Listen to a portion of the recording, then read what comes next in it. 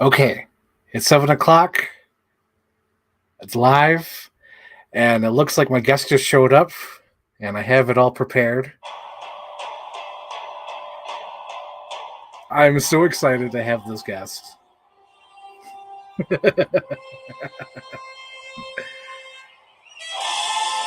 He is the greatest. He is the best. He is the one, the only Anthony Lantern. Well, thank you for having me. This is how my voice sounds now. Thank you for having me on the show. Whatever happens, we need to get that man on stage. That man gets on stage. Oh my god. Okay, so how are you, Anthony? We'll start with that. I'm doing all right. Do I sound all right? Is everything good on my Yep. end? Am I good? Yeah, you sound good in my headphones, so it should be good on the stream, hopefully. This is Okay, like good. my Uh, yeah. yeah, I'm doing all right. I'm very happy to be here. You know, it's something. As soon as you started doing live shows, I was like, well, you gotta have me on. Like it Yeah. only makes sense. So Yeah. I'm Yeah. glad it's finally happening.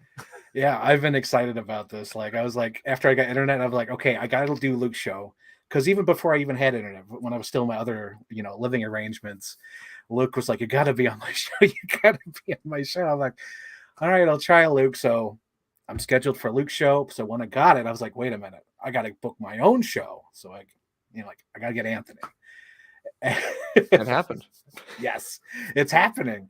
And there's so many things we could talk about True. that I was like, oh my God, we just got to just talk about it. Just talk about toys. Yeah. Before we even dive into a subject, because that's just, oh, Okay. I hear. I got word to maybe put on the headphones because there's a little bit of feedback. So give me a second. Okay. That's Ray in the booth. Thank you, Ray. She's our Johnny. Hit it, Johnny. Let's put this on. Okay. There you go. You good? Should be good now. Okay, good. Great. Grand. Yeah, because I learned my mistake with my first stream. I did not have headphones on, and I totally missed all the what do you call it? The cues from Luke, because Luke was talking to me and I couldn't hear him. I was like, oh shit. Right. Yeah. Ray saying that there's still an echo, which I don't know how that would be necessarily, but Yeah, I'm not sure. Yeah, because I have headphones on. It's not coming through the speakers. yeah, I'd say I can hear you through mine now, so there's no reason it should be coming through like my mic or anything. It's still there, Ray? No, it's good now. It stopped now. It's good. Okay, It's good. she was lying, I guess. Yeah. So I obviously you had teased it because it's like toy themed, which kind of made it Yes. obvious who the guest was. Yeah. Because on the toy guy, I put some teasers out there, but I had filmed the apartment tour for this year. For those of you who don't know, on my YouTube channel, I do an apartment tour once a year. It's like the first like end of January, end of early February. And so that's all filmed. It just needs to be uploaded. And so that'll be uploaded next Saturday. So get excited. Holy shit. Oh It's my an God. hour long. Oh my God. That's amazing. I'm so excited about it. I always love those videos. I remember there's like one year where you did like all in one take. It was like the 1917 of toy reviews. Except it was actually done in one take and not hidden cuts, which was great. No, it was legit one take. I've decided to, I guess, step away from that, and last year's was edited to kind of like trim it down, and this year will be the same kind of format. So I'm no Sam Mendes anymore, but that's okay because I think I've seen 2 Sam Mendes' films, so that's fine by me. Going full Nolan this year. Full Nolan. Yeah, the audio's a little weird, and I'll be there front row because if my goal, I mean, I've got my Hans Zimmer, my Zimmer hat, which is Hans Zimmer did. Let's talk about Hans Zimmer real quick. Okay, that's more important than toys. Exactly. So I saw Hans Zimmer in concert, 2017, I think it was, and like that's a magical experience. I'd say I think he's back probably now doing stuff like post pandemic. And I'd recommend going to it because the best thing about any kind of live performance, but especially with his stuff, is you're already emotionally attached to all like the music, like Lion King, other films, Man of Steel, I guess if you want. He called Thin Red Line weird. He was like, "This is my weirdest music I've ever done," and it's like, okay, sure, what does that mean? But even music I didn't like The Amazing Spider-Man 2, like Electro, I think that's terrible. But when you're there and he's like on guitar in a black t-shirt and he's like jamming out and it's this loud electronic music, you forget how dumb that is in like part of the film, and you're just experiencing this like epic light show of all these different things. Same thing with like the Wonder Woman theme, when that guitar riff kicks in, it's like hearing that live, it's like a moment. And Yeah. so yeah, I definitely recommend if you get the chance, any of you watching, please see Hans Zimmer live. Even if you're tired of his repetitive music, like modern stuff, there's something in there from wherever that you're going to get a kick out of. So it's good. Yeah, that's great. I was just thinking like that news broadcaster theme from Spider-Man 2, where I don't even know how it goes. It's like yeah.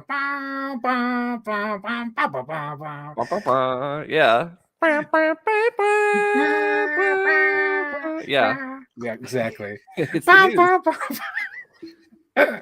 It's great. I love that.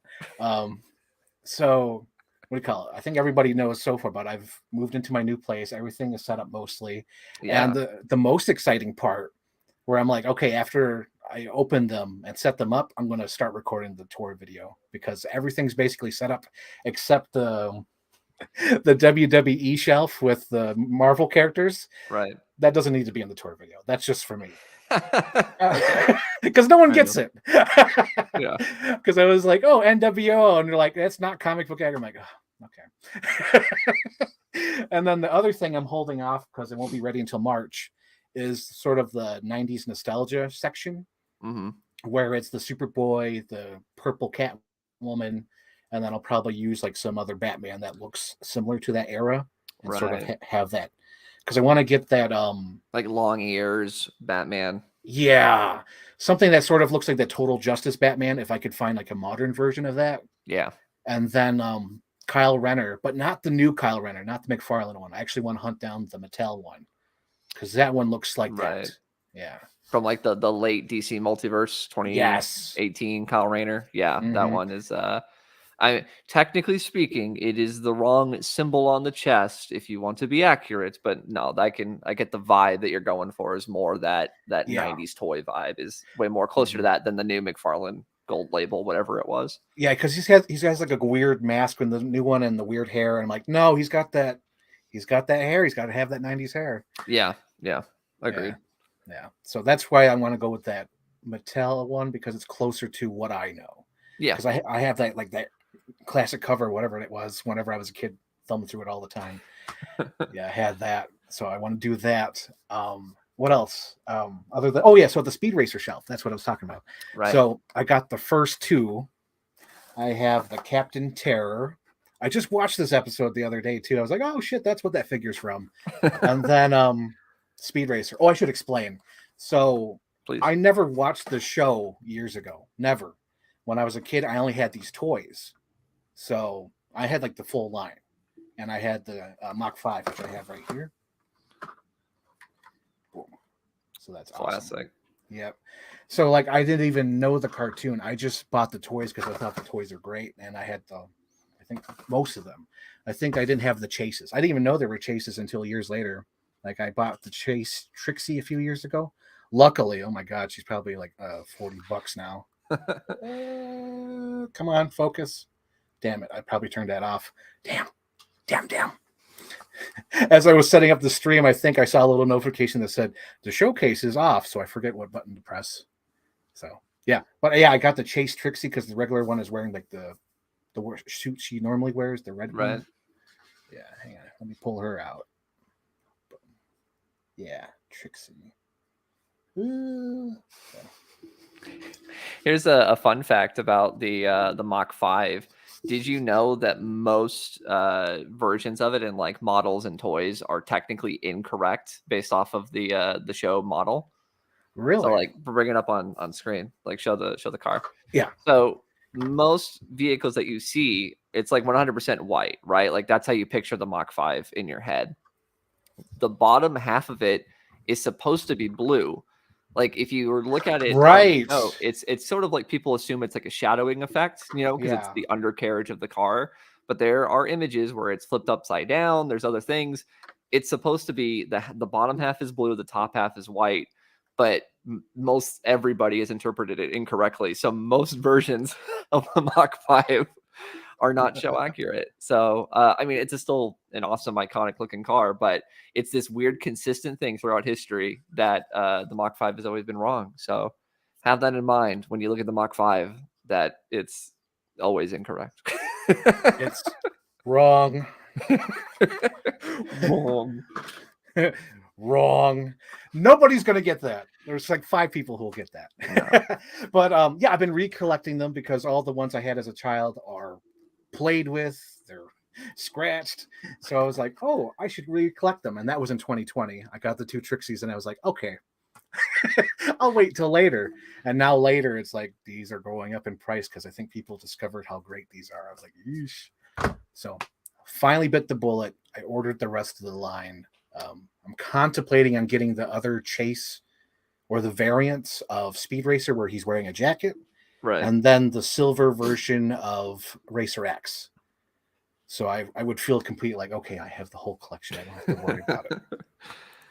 That's awesome. I mean, it's so like obviously Speed Racer itself isn't niche because it's one of the most popular animes ever. Yeah. But like it's cool to have such like a complete thing, especially in like today's sort of collecting world. You know, it's so like everyone has this, everyone argues over this, whether it's figure arts or McFarlane or blah blah blah. So it's like I'm here collecting all the like who does the Speed Racer figures? It was the some weird company. It's like Mattel. no, it's like it says Hasbro. No, it's Resaurus Company Inc. from Columbus, Ohio. Okay. No idea. Yeah. But it's so like unique, and it's cool to have a collection like that where it is way more of a fun thing to collect versus the things that are always out that everyone's going to be talking about. Like this is like special in a way, in my opinion, at least. Yeah, you can see the KB sticker on there. That's how old this is. That's something where like collectors will like keep that sticker on because like to them that's part of the experience. Where it's like, oh, the KB is like part of the toy now because it's, God rest its soul. It's kind of incredible the way we sort of justify collecting stuff. Because I'm sure in a few years it's going to be the same thing with like Toys R Us stickers. There's going to be people our age and older that are like, don't take that Toys R Us sticker off. It's part of the item, and it's like, yeah, they're Rogue One toys. Oh my God! Don't take off the Toys R Us sticker. Oh my God! My lightsaber builder pack. Please don't take off the Toys R Us sticker. Exactly. Oh my God! I think just my opinion. I think Star Wars killed Toys R Us. Just saying. Single-handedly, because all those aisles, like it was like Force Awakens that they couldn't sell, and then Rogue One, and then like Force Awakens. Oh, was it Last Jedi? I was like, oops, died. It was definitely a compounding thing because you're right. It's like Force Awakens. They were expecting the big blowout, which is funny because like we went through this with the Phantom Menace, right? Like the same thing happened, which is why Attack of the Clones is a very like weird toy line. Like none of the packaging is like specifically Attack of the Clones. It's this weird blister card where there's no like picture of a clone or Jango Fett on any of the packaging. It's almost like they want you to forget, and it's just like, just buy the Star Wars here. We'll throw in an Imperial guy here and like a whatever here, so that it's like a Star Wars line and not Attack of the. When Revenge of the Sith came around, they changed that, and they had those like bubbles that's like in the shape vaguely of like.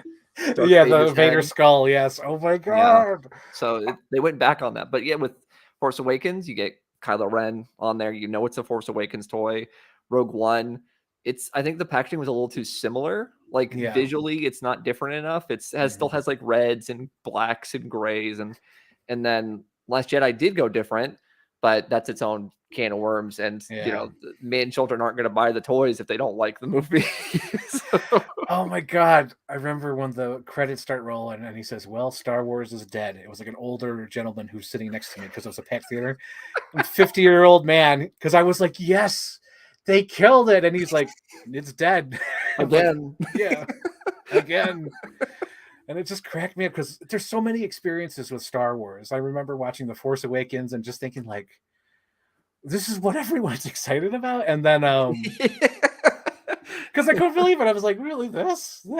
And then Right. You had the Rich um, Evans reaction. It was okay. yeah, it's okay. And what was the other one? Oh, Solo. Solo was the one where everyone in the audience was like, and a kid opening night, Thursday night, next to me was like, why is everyone gasping? And they're like, that's Darth Maul from the Phantom Menace. And I'm like, why are you here? Why are you here? Yeah. This is like our cult. What are you doing here? You don't belong. How do you not know who Darth Maul is? Oh my God. How do you not know Darth Maul is unless you I know. read all these things or watched all these things?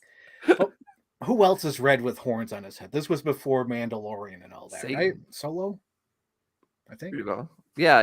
It was Mando came out around Rise of Skywalker, late 2019. Because remember the this has been like my crazy theory and Ray's theory as well. So in the episode before the movie came out, because remember they like changed the episode release. I don't know if you remember, but they like made it come out early, so because they didn't want to clash with the release date of the movie itself. And in the episode before, Baby Yoda does like a force heal thing, right? Yeah. And because I think he heals like Carl Weathers or something. He heals Carl Weathers, and Carl Weathers is like, "Good job, thank you." And so then Rise of Skywalker, what does Rey do? She heals the worm. That snake, yeah, the worm. And then she heals Kylo Ren when she stabs him. When that whole thing, I don't know how to explain all that. Leia's connected to him, keeping him alive, maybe until the fight on Exegol. I don't know. Long story short, they set up force healing with a character that people liked so that you couldn't technically get mad when Rey does it because, people in Rey of like, oh, this overpowered, she didn't learn, blah, blah, blah. So if she had busted out a new move, being like force heal, people would have been losing it. But yes, a cute baby already did it. So you can't be mad because you should complain about both. You can't complain about one. I'm sure people did, but that's my theory: is they had Baby Yoda heal so they wouldn't complain about Rey and the Rise of Skywalker. Oh my God, that's hilarious! I bet that's fully accurate with their AI system. Let's hire. But you just mentioned something that made me have like flashbacks. It was like that scene when Dory remembers the whole movie of Finding Nemo. Yeah. Where it was P. Sherman, 42 Wallaby Way was sitting. It was when you mentioned the Attack of the Clones toy line. Yeah. I just remember being a kid at that time where it was like that blue packaging with like the gold thing with just Star Wars on it. That's it. And then just like picking out the toys and actually going through all of them because they were always different, and you mix them in, and it was just like, oh my God, there's a Luke Skywalker from Bespin where he loses his actual hand. Like, that's amazing. Yeah. And I always wanted it, but at this point, it's like I'm kind of tapped out of Star Wars. I threw in the towel, but I always wanted that Attack of the Clones car. You know, the one where they're driving it through the city, and he says, oh yeah, I guess we lost them or something, whatever he says. I would just stay in and relax. That's what he says. Because I can't remember the original quote because I've watched the Arl Knots too much, so I don't even know. That's all I know. That's all I know. I remember that era. So the figures I had from that line in particular, because I was already into Star Wars. Because my dad was a kid when the originals came out, so he was super into Star Wars, and that was his like handing off his Lucasfilm experience. So it was like Star Wars and Indiana Jones, and so I had. And you have that power too. And, yeah, exactly. It's true, all of it. And then I had the Power of the Force stuff. And so Attack of the Clones, I had the Jango Fett where his head was attached with a magnet, which is like so funny that they made like toy action feature decapitation. Like that's what it was, because it was a magnet. Yeah, I think I had that one actually. The most annoying thing. Okay, so obviously in the movie, Mace Windu chops off Jango Fett's head, It goes flying. People like to point out of like, oh, you can clearly see a shadow. His head fell out, and it's like I didn't recognize that. That's a 5, not even a 5. That's like a second long shot. So like as a kid, you want to recreate that. So I put the helmet on, and then I take it off with the magnet. And I'm like, okay, great. So I put it back on, and because it's a magnet, there's no like grip to take the helmet off, because it's like if you to pull up, it pulls up the whole thing. It's not enough of a strong enough connection.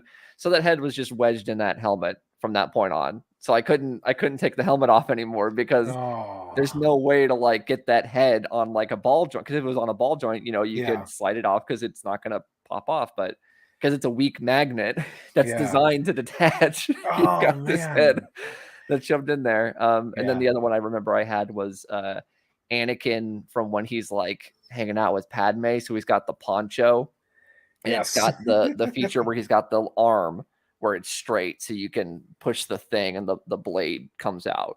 And so that's if you watch my collection videos, I have the vintage collection version of Anakin in the poncho, and that was a gift from my brother because Michael remembers that I had that Anakin. So it's like poncho Anakin is is spiritually connected to me in terms of toy collecting. Isn't that great about toys? Whenever you have that specific guy, like that's yours. You know, I love that. Because there's so many things where I've tried to update like that version from a childhood or whatever. I totally get that. You're just talking about Total Justice, It's like exactly. Recreating that 90s Justice League feel. Or that Superboy specifically, because that I don't even know what toy line was it. Kenner? I think it was Kenner with the Superboy in the 90s. Yeah, it should be. Yeah. Like it came with like stupid fists or whatever that shot. I never had that. Got rid of the accessories right away, but I always had that cool Superboy. Because I was looking at all the Superman figures, and he was the cool looking one because he had the leather jacket. So I was that audience. And exactly. It works. People can joke about because obviously as an adult, it's so easy to see through all the, like you said, it was like made for kids to think is cool. But as a kid, it's like, it doesn't work all the time. Sometimes even kids can see through it. But he certainly was a key to something. But sometimes kids can see it, but oftentimes the thing that's like, that's just made to like be cool, and it's like, but kids want to be cool, I guess. So Superman, but he's young, he's hip, and he's got the haircut and the sunglasses and the leather jacket. It's like, why would I want to play with that old Superman when I've got cool Superman? I don't want to play with you anymore. Yeah, exactly. We got comments. Hang on, we got comments. Let's see. Oh God. Let's see. What does Captain Iron Doc say? Oh yeah, I remember them teasing that power leading up to Rise of Skywalker. Oh yeah, that's right. Yep.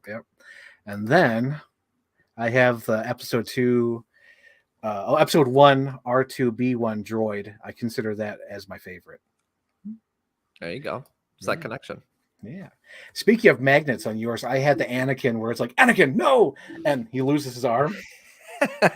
And luckily for mine, because I didn't have your, like, what do you call it? There was like a little, like, there's like enough magnet and metal sticking through so it could go in there and still be playable. Right.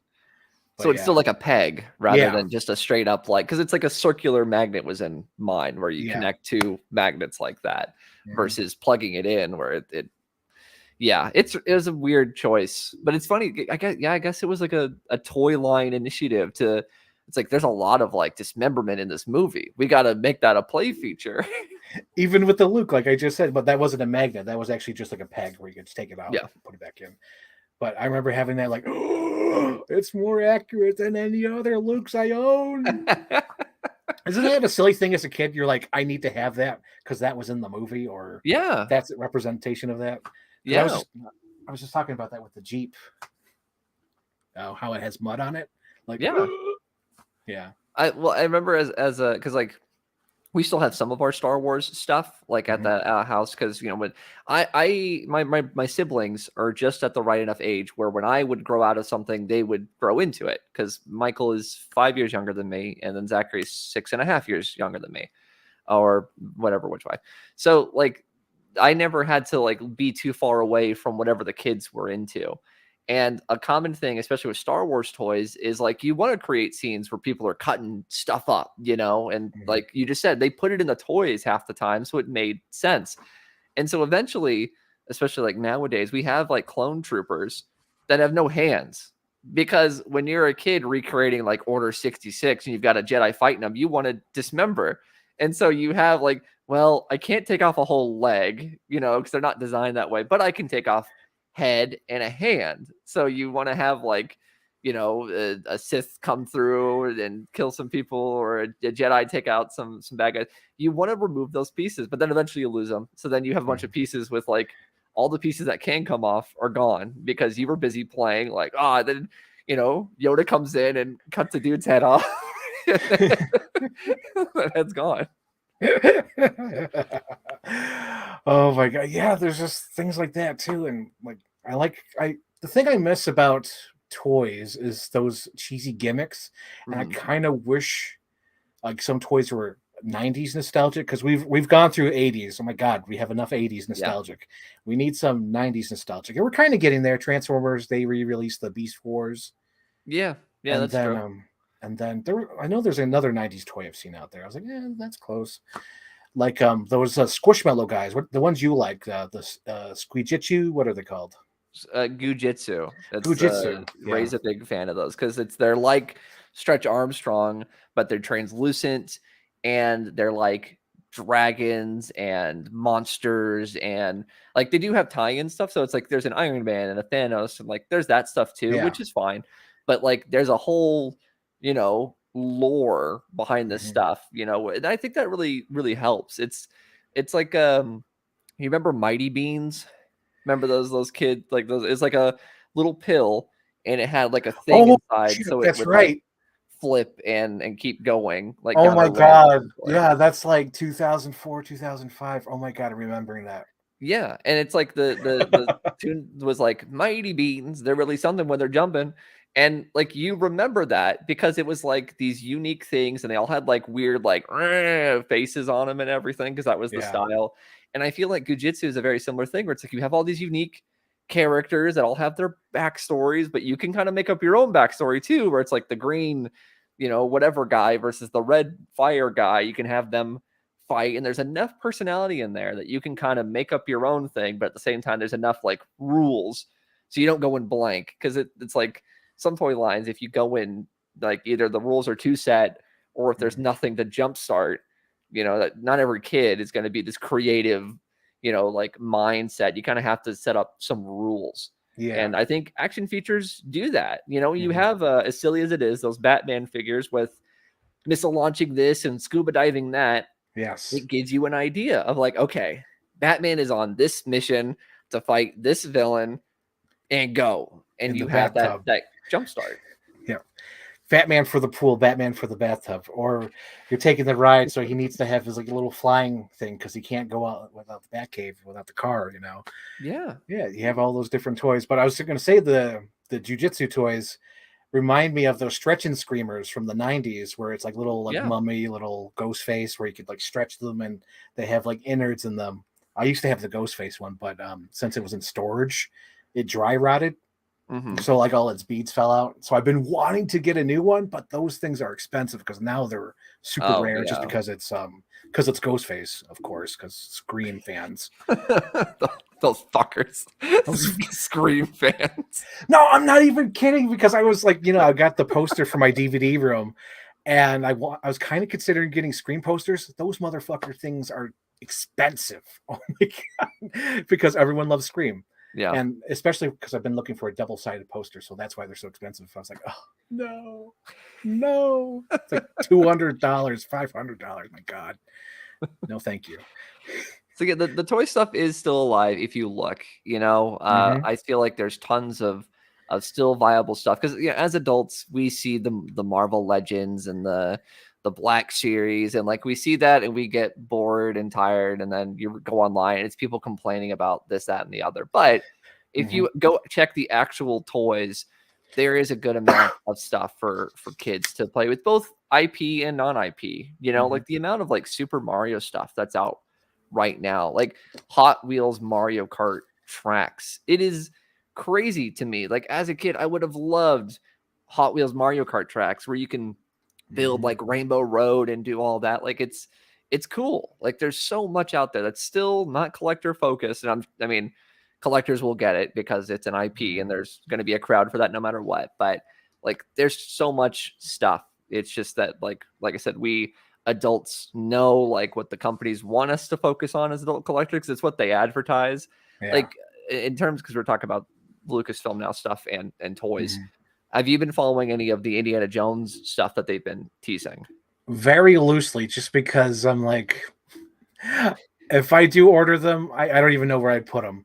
Because Yeah. right now, because I've been just like loosely looking at them. I do want to get the Temple of Doom white jacket tuxedo thing, and it was like funny. one. Yeah, and it was funny because what's his name? Retro Blasting. Totally like, who wants that figure? I'm like, that's the only one I was thinking of getting. Seriously? Yeah. Oh my god. Yeah, he was he was just bashing that one specifically because like, who wants that one? I'm like, I kind of do, because it's like No surprise. it's like James Bond indie, you know what I mean? That's why I want Yeah. it. And Yeah. what do you like? What else are we supposed to do? Indie in the shade of brown. Like, this is like one of the indies that's so distinctly different from all the Yeah. others, and it's from Mhm.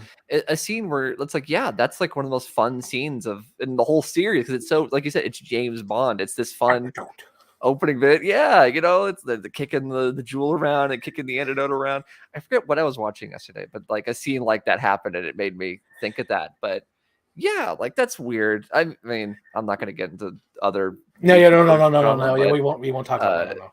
but But yeah, the Indiana Jones stuff has been very interesting, because you're right. Like, where do I put it? What do I do with it? Like, it's cool theoretically, because yeah. I love Indiana Jones, but like, it's kind of the Star Wars problem, where the bigger they are, the more you realize, like, oh, this is a guy. Like, this is just a man, you know? Like, when you see Yeah. like Bespin Luke on a shelf, when it's a little figure and his lightsaber is so big and blue, and you're like, yeah, that's cool.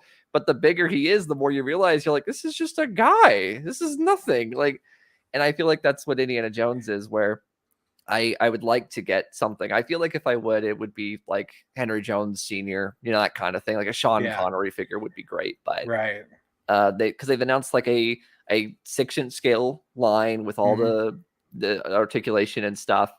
Then they have like Kid Adventures, which is like littler figures for play sets and all that stuff. And it's like, I mean, I guess I would hope that kids would want to play with that. Maybe it's just like Adventure Man. That's how they would see it. But at the same Yeah. time, it's like, I don't know what kid is like walking past the Fortnite figures and being like, oh, cool, I want this. I don't see that happening. Right. Because I was just thinking about those toys too. Because like the only place in my place where I'd be able to put them is in the DVD room, because I have like a designated shelf that's called Ride the Movies. Right. Because they can't fit in any of these sections, but it's like Tron. I still want. No, it's not even Tron. It's Kevin Flynn. I want to pose him somewhere, and then Snake Plissken. They're not really horror movies, and they're not superheroes or anything. So it's like Ride the Movies. So they're in the DVD room right now. Yeah. But yeah, I think that's where would indie go. But what indie do I get? Do I get the freaking food poisoning indie? Do I get freaking tuxedo indie? Do I get indie what do you call it, his Nazi outfit? Do I get indie in his green small shirt? They're making mind controlled indie from Temple of Doom, like shirtless indie. They're making him. So maybe that's the one. Yeah, I don't even know. Like, no ticket indie? Oh my god. No, yeah. No pants. But yeah, I don't even know. But I think I would go with Temple of Doom just to be safe, because that rip shirt where he's like, prepare me, Kali, in hell. In hell. Yeah. In hell. That'd be yeah, I guess that is the battle of like, do I get what you would imagine in your head indie, or do I try to go different? That's a struggle. I mean, that's what it is with like a lot of characters, when I try to limit myself to just getting one, where it's like, okay, I should probably get the one that like is the most standard in a way, because like that will be what you'd imagine on the shelf. But at the same time, then they come out with a cooler looking one or a more weird looking one. I mean, going back to like Batman, that's the perfect example, right? Because like if you make like a Justice League shelf, which I've done a couple times, you want Batman to look like Batman, but then they release like, and for McFarlane, the hazmat Batman. And I see people being like, who the hell wants hazmat Batman? And I'm like, I want hazmat Batman, because when are you going to get Batman in the the hazmat suit. It's like the bat symbol, but it's got like the toxic sort of like radioactive logo on it, Mhm. you know, like the biohazard. It's like, that's cool as hell. Like, you tell me you don't want like a weirdo hazmat Batman? I do. So it's that struggle of like fun and practical, which is such a silly thing when we're talking about toys. Like, Mhm. why would I need to go practical? But you know, it's what we fall into. Yeah, because I was similar story, which is that purple Catwoman. Yeah. Everyone bashed it, and then the day it went for pre-order on Big Bad Toy Store, it was like the only one from that line that sold out. It's back on, it's back on pre-order again, Yeah. but that first initial order sold out. I was like, of course, the one that they complained about the most. What do they want? Just like regular goggles, like catsuit No Catwoman, idea. I guess. Yeah, because like I know sometimes people have complained. They complain about like anything that isn't that. Like I know the Long Halloween where she has those like big like Mhm. ears. They hate that suit. They hate like anything of her classic like purple stuff. It's like it's fun. And yeah, that Catwoman, she's got her long 90s hair. You know, Mhm. it's she's got the whip. Like, yeah, that Catwoman I'm getting for sure because I Yeah, don't have a definitely. Catwoman like that. So it'll be Mhm. good to have that version of Catwoman. That one is like the one I grew up with. Like when I had comic books, because like there's like a flea market, so I went there and I had like a couple of them. Like the iconic ones in my head was like Hulk, Mhm. Catwoman, and like Congo Gorilla, because he had like some sort of limited series, but he was a gorilla, and I like King Kong and all that shit. So like, there's those three guys, and then later on, I got like a Hal Jordan issue, or not Hal Jordan, Kyle Renner. Mhm. So like all those are in my head from the '90s. So that's why I want to have like a little designated spot for them. Yeah. Yeah, exactly. I did want to comment real quick. Captain Iron Dog had mentioned of especially the light up version of that Hazmat Batman. And yeah, that is the one that I picked up just because I think Yes. that's going even further. And there's no, it's so weird. I don't know how they did it. There's no like hindrance on the articulation. There's no limitation. It's just a little thing on the back. You press it and his chest lights up. That's wild by today's standards. That should be a Yeah. $35 figure if it was other companies. It would be if it was a Jurassic Park from Iron Studios. It'd be $2,000 for that little item feature. Good God.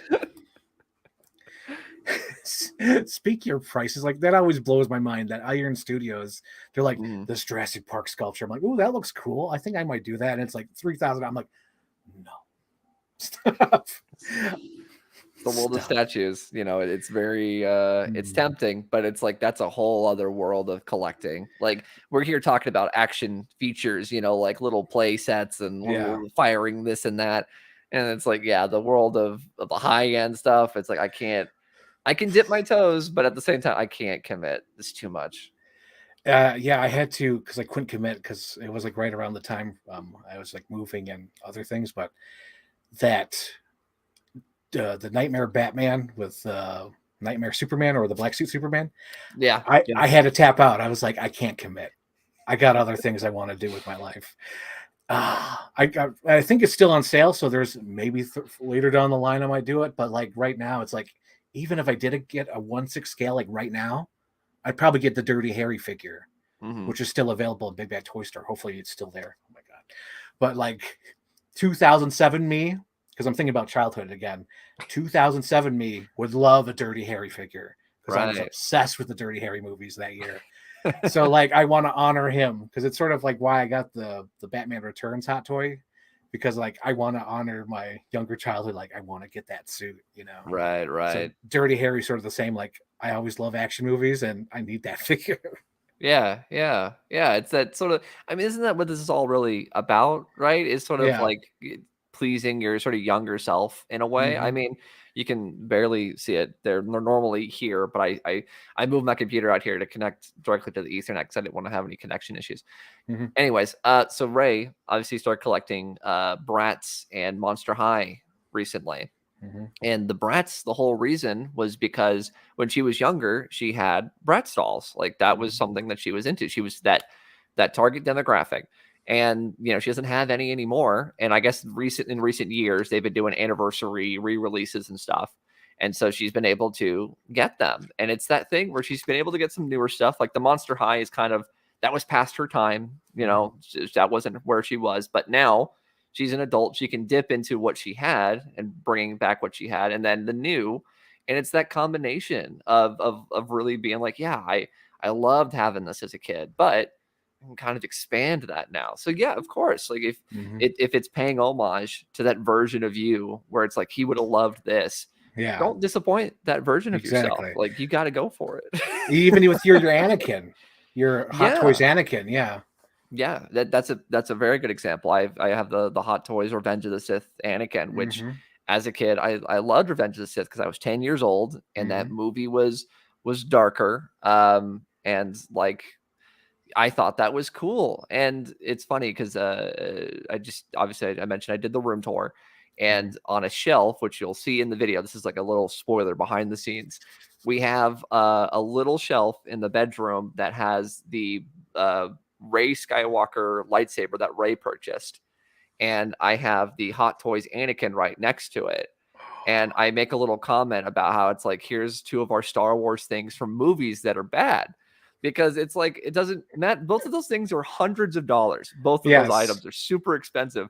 But we bought them even though we know the things that it comes from are just not particularly good. But Right. I have that connection to Anakin Skywalker. Well, the Attack of the Clones Anakin, Mhm. they just put up for pre-order. And it's like, Oh man. because obviously Attack of the Clones is another one of those films where I was Yep. a kid at the time, and we just talked about Attack of the Clones toys, so Yes. there's nothing like surprising. Yeah. But yeah, it's like I can't Those ones spend are another tempting. $200.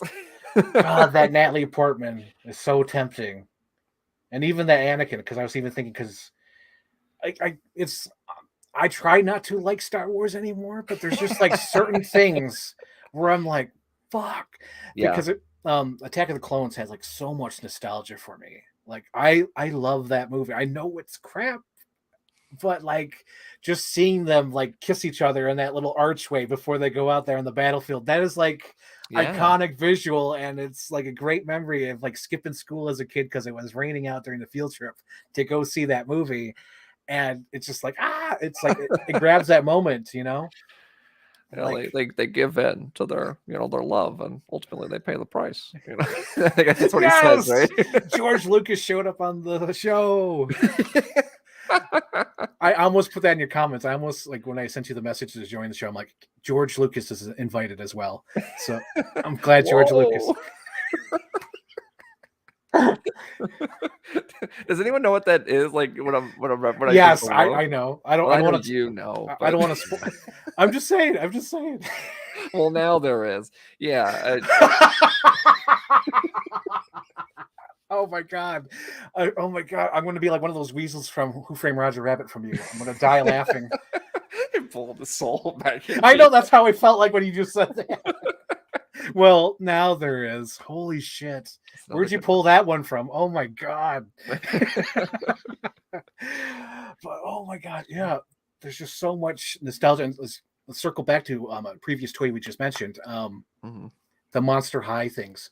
Yeah. I love their limited edition things, but I'll never be quick enough to get them. Like Yeah. That's fair. I love the Beetlejuice ones. Holy shit, the red dress with the Beetlejuice. Mm. Instantly like sold out. Like I never had a chance. I'm like Steve McQueen in Once Upon a Time in Hollywood. Never had a chance. And then the Bride of Frankenstein. Oh my lord, those Yeah. shoes, the shoes that have the little tiny dancer in them. I was like just They're geeking out. wild. Yeah. Yes. Absolutely. Because that's like totally like a nerdy thing. Like you have to be a fan of the movie to even Mhm. understand that. Because there's people out there be like, why is there ballerinas? And people forget that in that movie there's that the scientist who makes all those little people, and it's just like, that's such a great detail. Yeah, I mean that whole fan base, that's something that because Ray's been learning more about that, and by proxy I've been learning more about it. And boy, it's its own world. Like we talk about the Star Wars or Jurassic Park Mm-hmm. stuff, and no surprise, I'm not like it's like shocking of oh, what a thought, people would like talking about dolls. But it's Jimmy so Stewart. oh, people were talking about dolls. Monster High. Oh, Monster High. I want to take a sidebar. So I saw the new Puss in Boots: The Last Wish, And for no reason, there's a character. I'll just say it. It's like it's Jiminy Cricket, but I don't think they ever say his name. Oh my And he's God. just doing like a Jimmy Stewart for like no reason the whole movie. Like there's a clip going around of him being like, "You're a monster," and I don't know why. I don't know why it's in the film, but they did, and so, well, yeah, not that one. Woo, woo. That's a home intruder right there. That's a different kind of Jimmy Cricket. Oh my God. Oh, I almost forgot about you.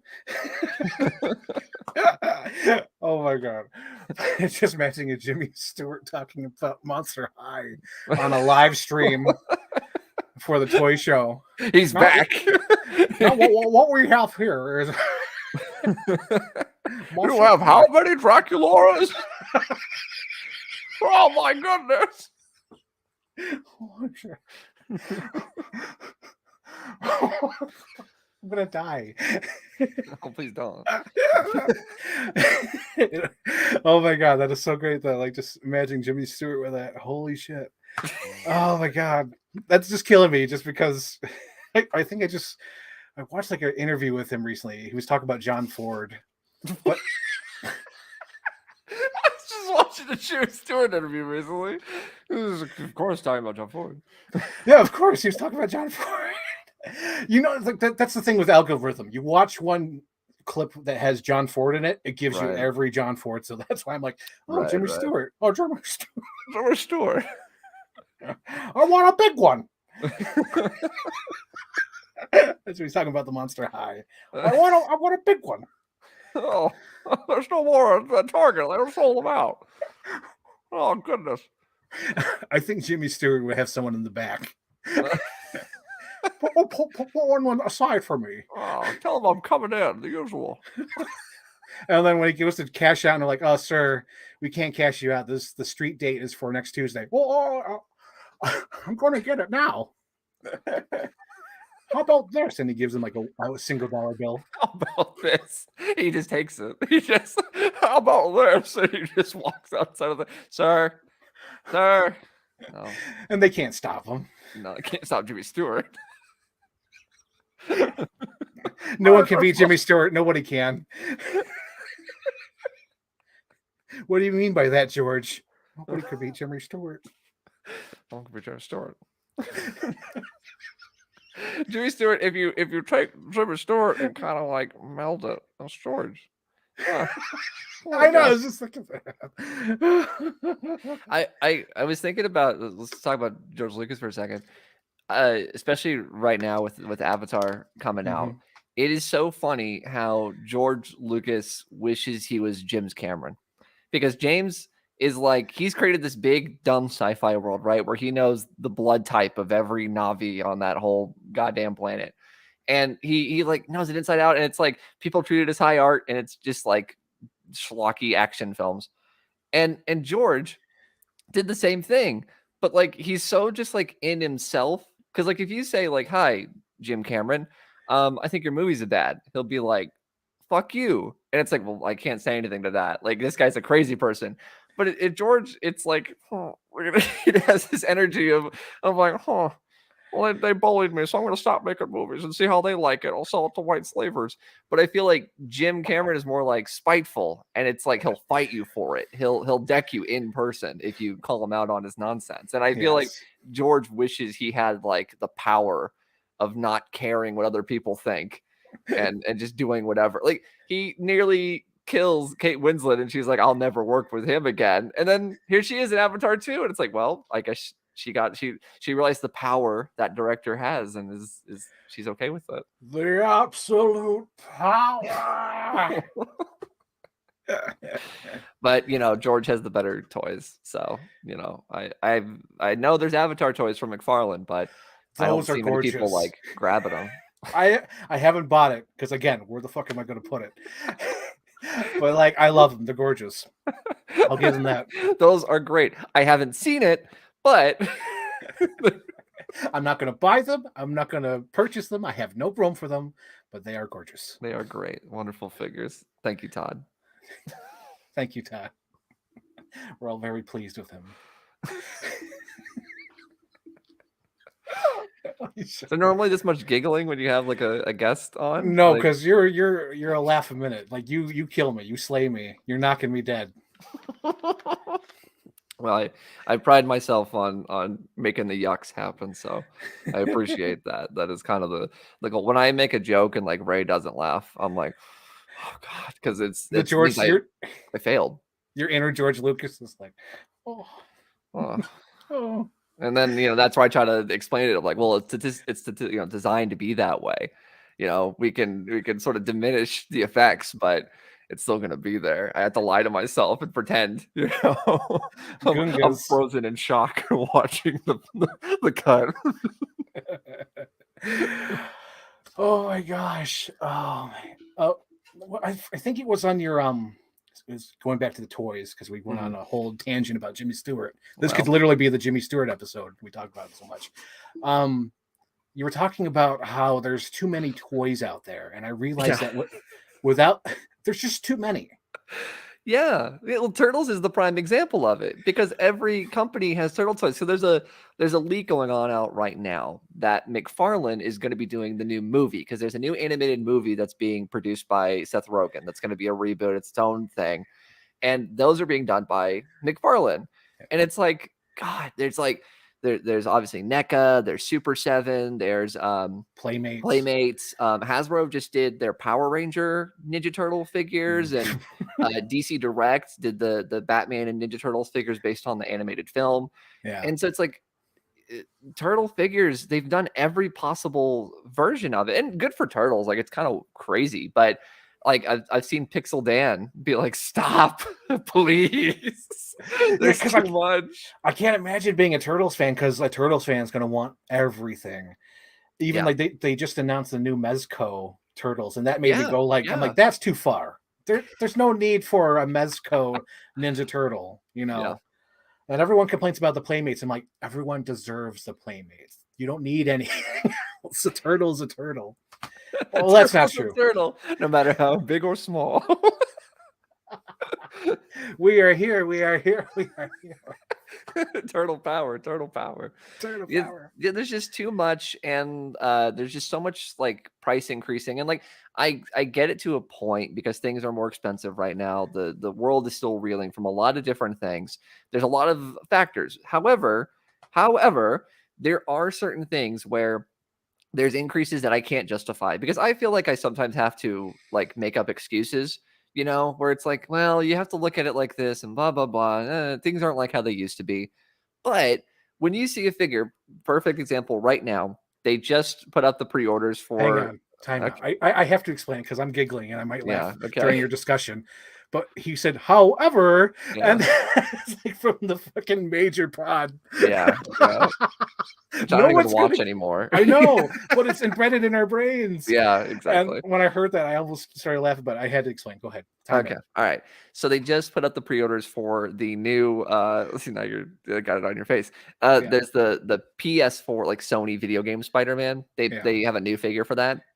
And it's a figure with like a couple hands and some webs. And it's like $34 or something. Mm-hmm. And it's like, okay, I know Marvel Legends are getting more expensive. They're like around $25 now. And it's like, oh, it's getting close. Mm-hmm. So they put this up and it's like, no, that doesn't you have to have it make sense. Like the Black Series, they have those deluxe figures, right? And it's usually like a bigger figure or a figure they're not going to use again sculpt wise. But then you see like Boba Fett in there, or even like what's his name? Cobb Vanth, Timothy Oliphant from Mandalorian. He was a deluxe figure too. And they're like, oh, well, it's the paint apps. Complete bullshit. No, it ain't. Like, there's things we have limits, as Alfred said, we have to Batman know has our his limits. Batman has no limits. Has no limits. Yeah, and so that's where we're at, and it's sort of testing us, and so there's things that we have to like sort of make a stand, pick and choose, and it's rough, and that's one of them where I like that version of Spider-Man and everything, but I'm not paying that much for that figure. It's just not worth it, and you gotta have to be careful. And you know, in other ways, I guess you can kind of consider it like a bit hypocritical, but like they're redoing already the Mighty Morphin Rangers for the Lightning collection Yep, with yep. like new heads, Pinless. pinless, but they come with more hands. They come with dumb effects that I'm not going to use, and the paint is better. And they're like there is more paint apps. Like you can see it. Like you can with your own eyeballs, you know, with my own eyes, you can see those differences. And so it's like you can in your brain go, okay, this is a bit more of a upgrade versus Mhm.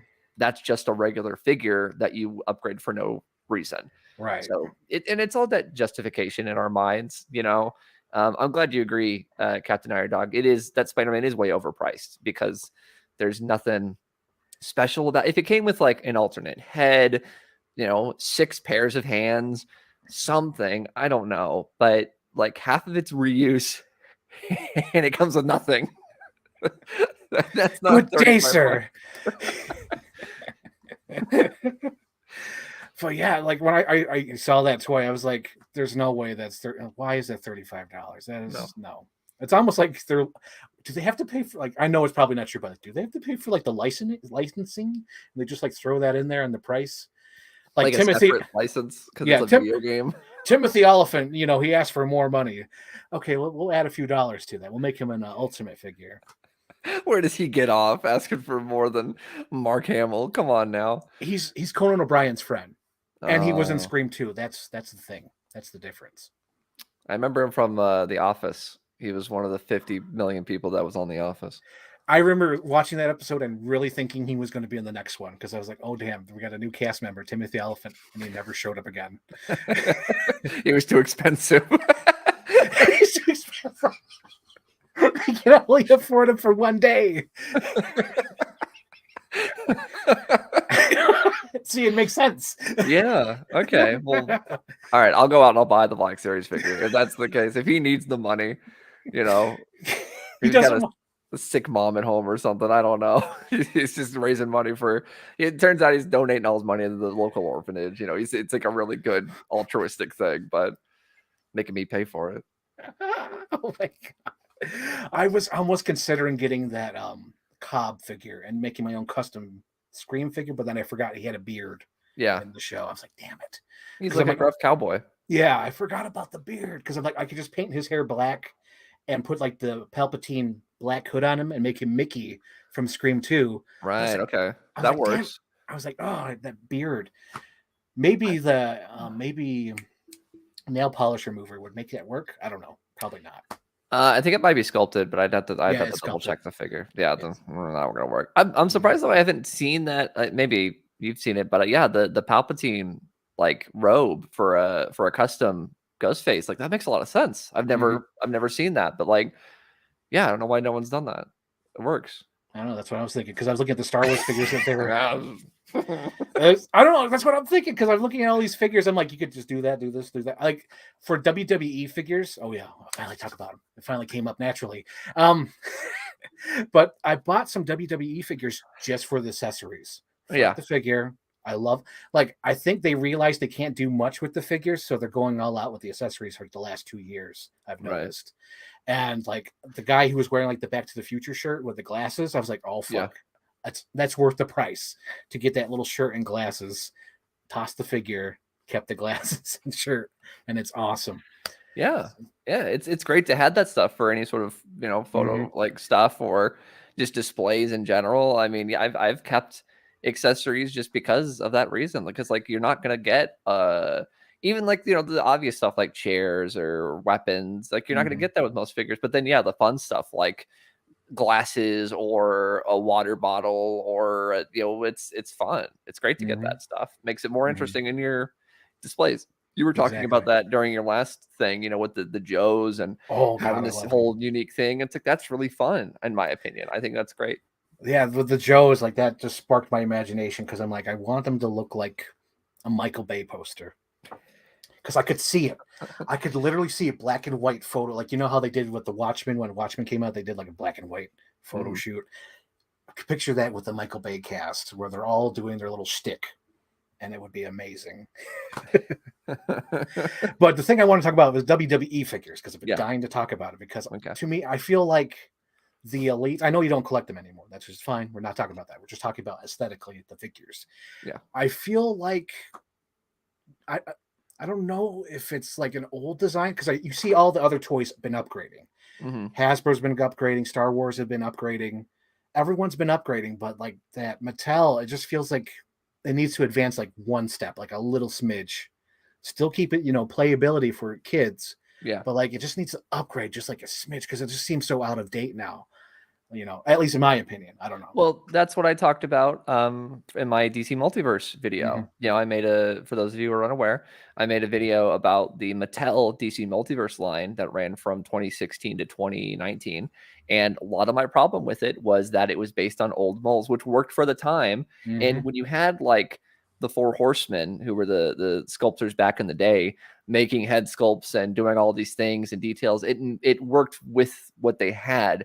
But then you got people having to work with this outdated material and they don't bring enough to the table. It clashes. And so, yeah, you've got Hasbro figures and all these other companies suddenly outdoing them in every way. It really makes it stand out. And even though they improve, like you said, with even the WWE stuff, it Mhm. improves, but it's still, when you compare it to anything else, you suddenly go Mhm. like, oh, this doesn't have nearly the articulation. Like, especially now that we've gotten people like Sergeant Slaughter is such a Mhm. obvious one because now he's got his classified figure, and that Mhm. is leagues beyond anything they have in Mhm. the WWE Elite line Yeah, even the because it's ultimates. great. Yeah. Yeah. Yeah, it is. And they come with a lot of cool stuff, but I really do think it is because of the target demographic Mhm. where even though they have ultimates and it's its own thing and it's clearly geared towards collectors, I Mhm. think it is just sort of the general mandate of wrestling figures are made to check across a room, to Mhm. slam into the mat, to Mhm. bash into each other. And I think you can't make figures that break.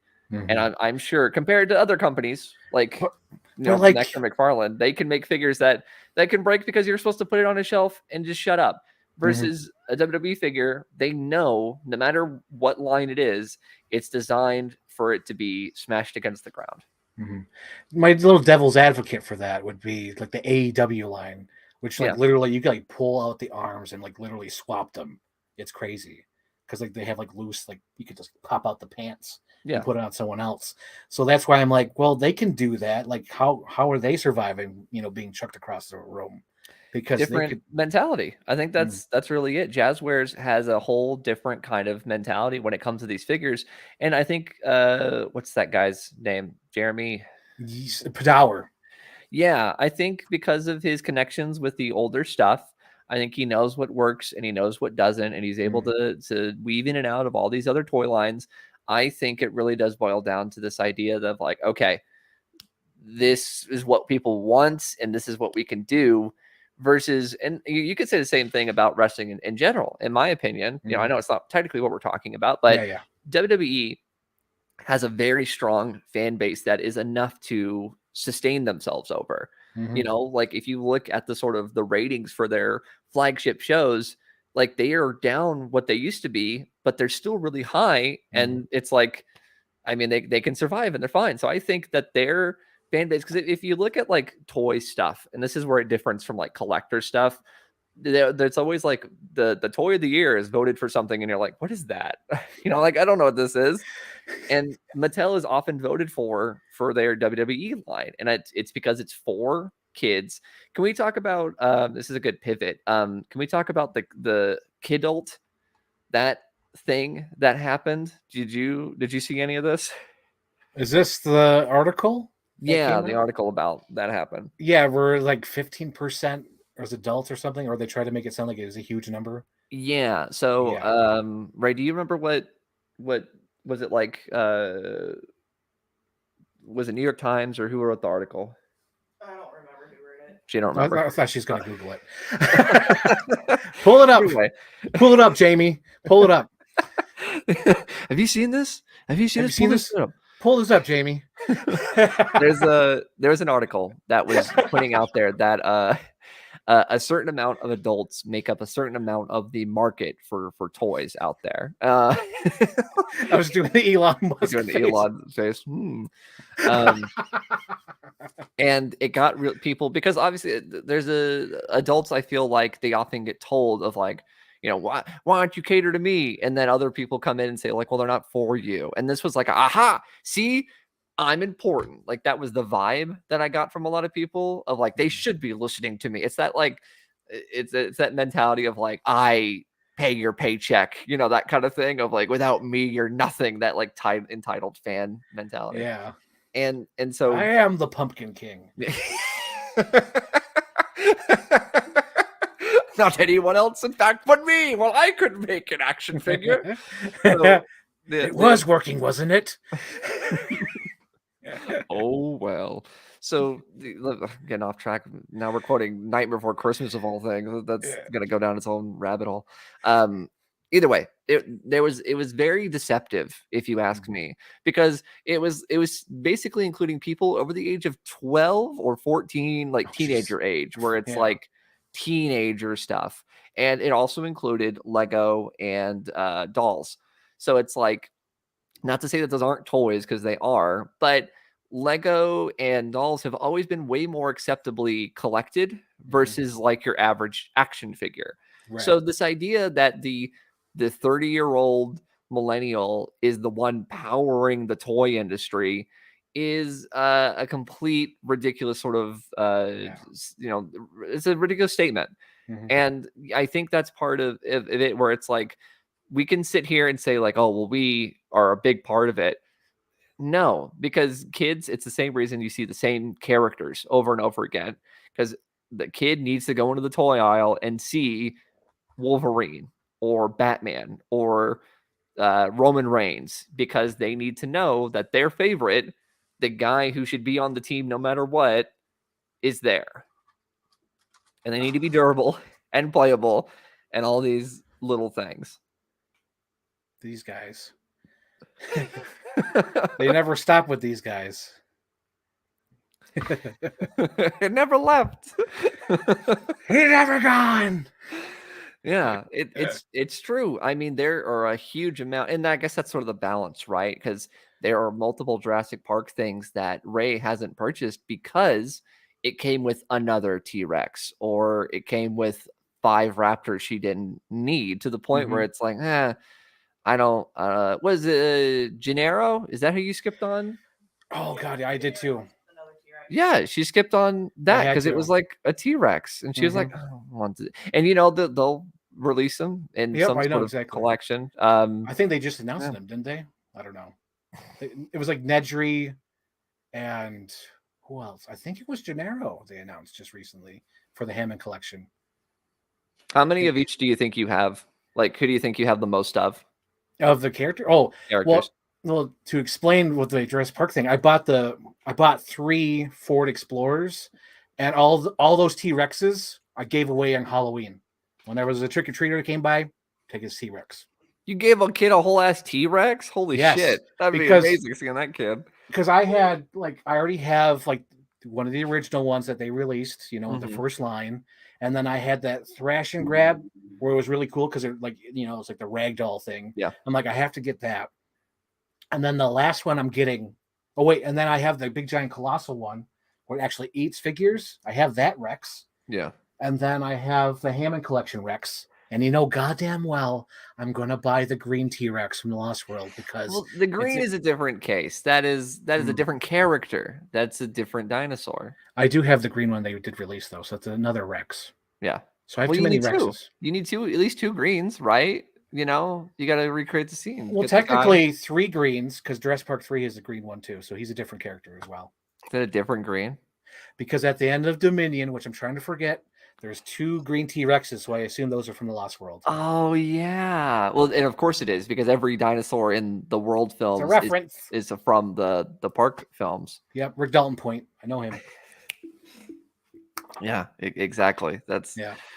Oh, boy. But with human figures, because you asked me, I think I have the most of any of the characters is Dr. Grant. Yeah. I think that's the most. That's the answer, because he came with everything. And the second one would be Ellie. Mm-hmm. Yes. Those are the two. Yeah, let's see how many. I'm gonna see if I can count how many grants we have. It's got to be at least 4, I think, because obviously I think you've gotten a couple more than us. But yeah, we've got it. We've got 2 Tims. We've got 2 Hammonds. We've got maybe 4 Grants. 2 Ellies. Yeah. And I even Wow. have the 6-inch line. God damn it. She was smart. She skipped out on those. She only bought the 3 Raptors one from each movie, but she skipped out on those human characters. But I'm okay with the human characters I do own because I have the Dr. Grant and Ian Malcolm running from the Rex. Okay, that works. Yeah, I don't know. Did I ever show you that one yet or no? Maybe. Probably. You have 2 Nedries. That's the line from Ray. We got 2 Neds. We got Is it the one of each? Because you had the shaving cream one, Ray, and the shaving cream, the yellow coat one, and then the yellow coat, which I just saw like sold by sold by itself last time I went to Target, or maybe it's part of a pack. I don't remember. It came. I saw again. There's a new release of Rain Jacket Nedry. Is there really? Because I thought the original one came with the Jeep. Is there another green? Oh my god! He might be a single release then. I think that's what I saw. I don't. It's hard to check. I don't know because you said you just recently like went to Target for the first time in a while. We go on a weekly basis, so like it's funny trying to keep up because Jurassic Park, it doesn't move anymore. Yeah, I know that's scary. Like, ooh. And they have like the thing that scares me about that they're not moving anymore. And it's like, ugh, is because they haven't done other characters yet. It's like I want Kelly, I want Nick Van Owen, I want Eddie Carr, I want Paul Kirby, I want Eric Kirby, I want whatever Leone, whatever the fuck her name is in that movie. Is it Ellen? Probably Ellen. But like, I want those characters, and like they're not there yet. Yeah. I even want like give me Dr. Grant from Jurassic Park 3. You know, I know he came in that pack, but I haven't seen him. You know, I've never seen him in the stores. I think that's like an Amazon exclusive. Yeah. Yeah, I remember that. But I'm sure they'll re-release it again in the Hammond collection. When it comes through. Did you pre-order that one? What happened with that one? The pack where he comes with the white Raptors. No, the pack where he comes with the third one. Yeah. From the third one. Yeah. They have my order. They don't have an estimated date that'll ship. Where did you pre-order that one through? Target? Amazon. It is Amazon exclusive. Okay. So it's just there, but there's no release date. Oh my god. But yeah, they're just like they keep releasing the Raptor and all that shit. It's like, no, stop. It's like I even want a Claire. Give me a Claire with the white jacket. Give me a Claire in the heels. You know, when she's running at the end with the flare. Give me something. Give me the freaking nerdy guy in the control room with the glasses. The Spider-Man. Yeah. Who else? Like, give me characters. Give me the freaking oh god, what's his name? Vincent D'Onofrio character. Give me that guy. Yeah, the military dude. Give me Dieter Stark. Fucking Peter Ludlow. Oh my god. Yeah. The list is endless, and we got to have like 5 grants, like regular release grant. We have grant that came with like a pack, I think. And then there was like a grant that came with the White Raptor, and then there was a grant for the Hammond collection, and I'm sure there's at least 2 other grants. It's just ridiculous. Oh. These are our problems. These are our problems as collectors.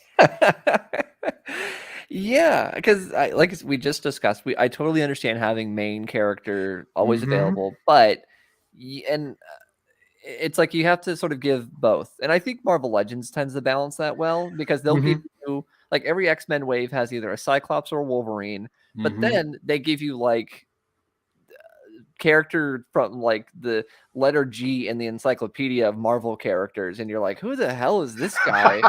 You know, and it's like I've never even heard of them, and they make figures of that, and it's like that's what you need. You need both. You need of like what version of Superman can we do, but then on top of that, you do random character to please everybody. I was thinking because I'm currently reading through the Death and Return of Superman, and I'm almost done with it.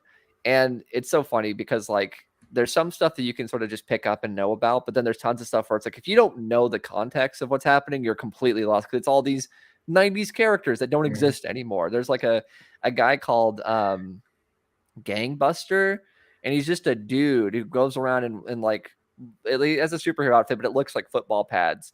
And he's just like a low rate kind of like a Casey Jones level dude of just like, I'm just gonna punch criminals and then call it a day. And I was thinking about like if this was Mattel's DC Universe Classics where they made every character, we'd have a figure of him now. But it's not the times anymore. So it's like, unless it's new Batman storyline, we're not going to get that guy. We're not going to get all these weirdos. And I want the weirdos. I want the weirdos and I want both. So that way I can choose. So you have to choose. Felt like, oh my god, you just mentioned oddball characters, and I think I might do that for my 90s shelf, even though they're not DC. I kind of want to get that Power Man. What's his name? The Strong Guy. I want to get that Strong Guy. The Build-A-Figure Strong Guy. Yeah. I have him. I have a whole X Factor setup because that's so 90s. I mean, that whole team. You know, you've got Havoc in his like big open collar outfit, and you've got like Forge, and you've got all those guys. And Strong Guy is so weird. That's like, you gotta have that on the shelf. I didn't have that for the longest time, and I was able to get it in like a toy store, like a actual toy store, not a retailer. And it's great. You know, it's part of the fun is having wacky characters like that. And he'll probably not get another figure for years because that's a one and done. You know, like you get that, and then it's like, okay, you don't get to have any more figures because nobody cares that much about this guy. Exactly. But yeah, I'm nostalgic for him because like in like my second Hulk comic I ever got, Hulk actually had to fight Strong Guy, so that's why I'm like, ugh. Right. Okay, so I'm looking at forward because like behind my camera, and I've been thinking about it as we've been talking. There's a new Star Trek toy line. Yeah.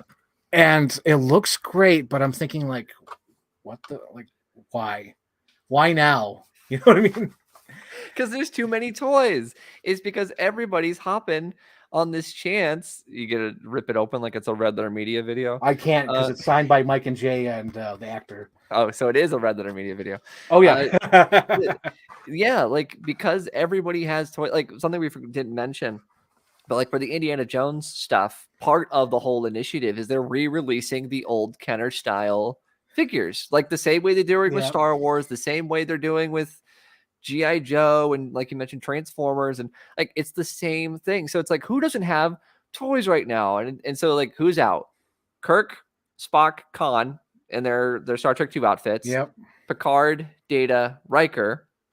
And I think maybe some of the new stuff, maybe like Strange New Worlds, has stuff, but it's mainly those Berryman or something. Yeah, like Michael Berryman. That's I forgot her name. I think it's Michael. The Michael Berryman story. Michael Berryman's the main character in the new Star Trek show.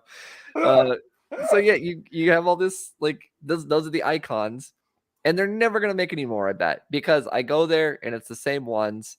Your first Jurassic Park. Why did it take this long? I know. I was just thinking that. I had to put it up the screen. I was like, we have to talk about this. Discuss.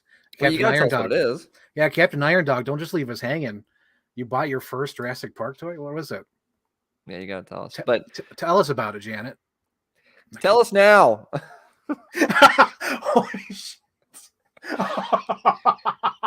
Again, it all comes back to Attack of the Clones. See, this I'm glad I could, because like I obviously my brain is just references, like it's just lines of dialogue and things. You're talking to me. You're talking to me. This is exactly. So it's like I know I can say these things and you'll get it, and so I don't have to like keep it in. You know, I don't have to conceal, don't feel, because I can just say it and you get it.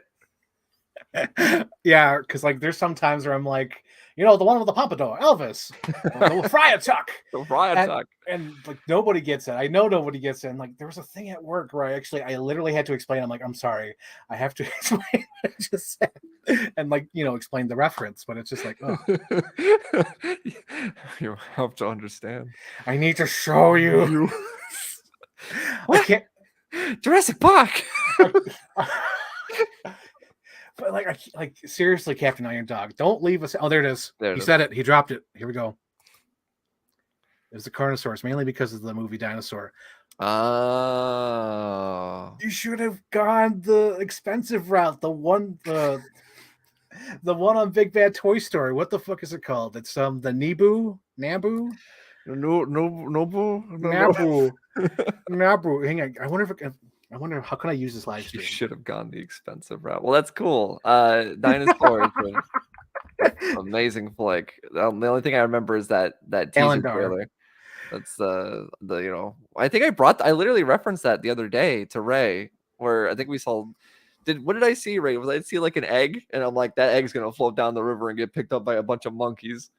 I know it wasn't monkeys; it was like lemurs, whatever. But yeah, Limu. Nanmu Studio. That's what they're called. That's the 1335. Let's see. Is it still in stock? Because I like these ones. It's probably not in stock anymore because Dinosaur is so freaking popular. Damn, it's not in stock anymore. Yep. So anyway, Captain Iron Dog, keep an eye out on what do you call it? Big Bad Toy Store, because there's this 135 scale dinosaurs, and they literally did a Carnosaur that was like, or what is it? Tyrannosaurus? What the hell is it? Mohawk. But anyway, that one where it looks like the one from Dinosaur. And it's like, yes, it's like the same paint style and everything, and it's not licensed, which is wonderful. I want to get the male raptor from Jurassic Park 3 as well, the one with the mohawk, right? I think that just came out, right? I seen it on Instagram. I seen it. Oh, but Ray has the Amber Collection one that's in the frame right now. Hang on, let me one up you, Ray. Let me one up you. Oh, geez. Oh, jeez. Oh, Jesus. This is the Jurassic Park 3. Hang on. Oh, now she's actually mad. Let's give him some light. Oh, what the hell's the lens? There we go. Original Jurassic Park 3 release. Blue Raptor with the mohawk. Yeah.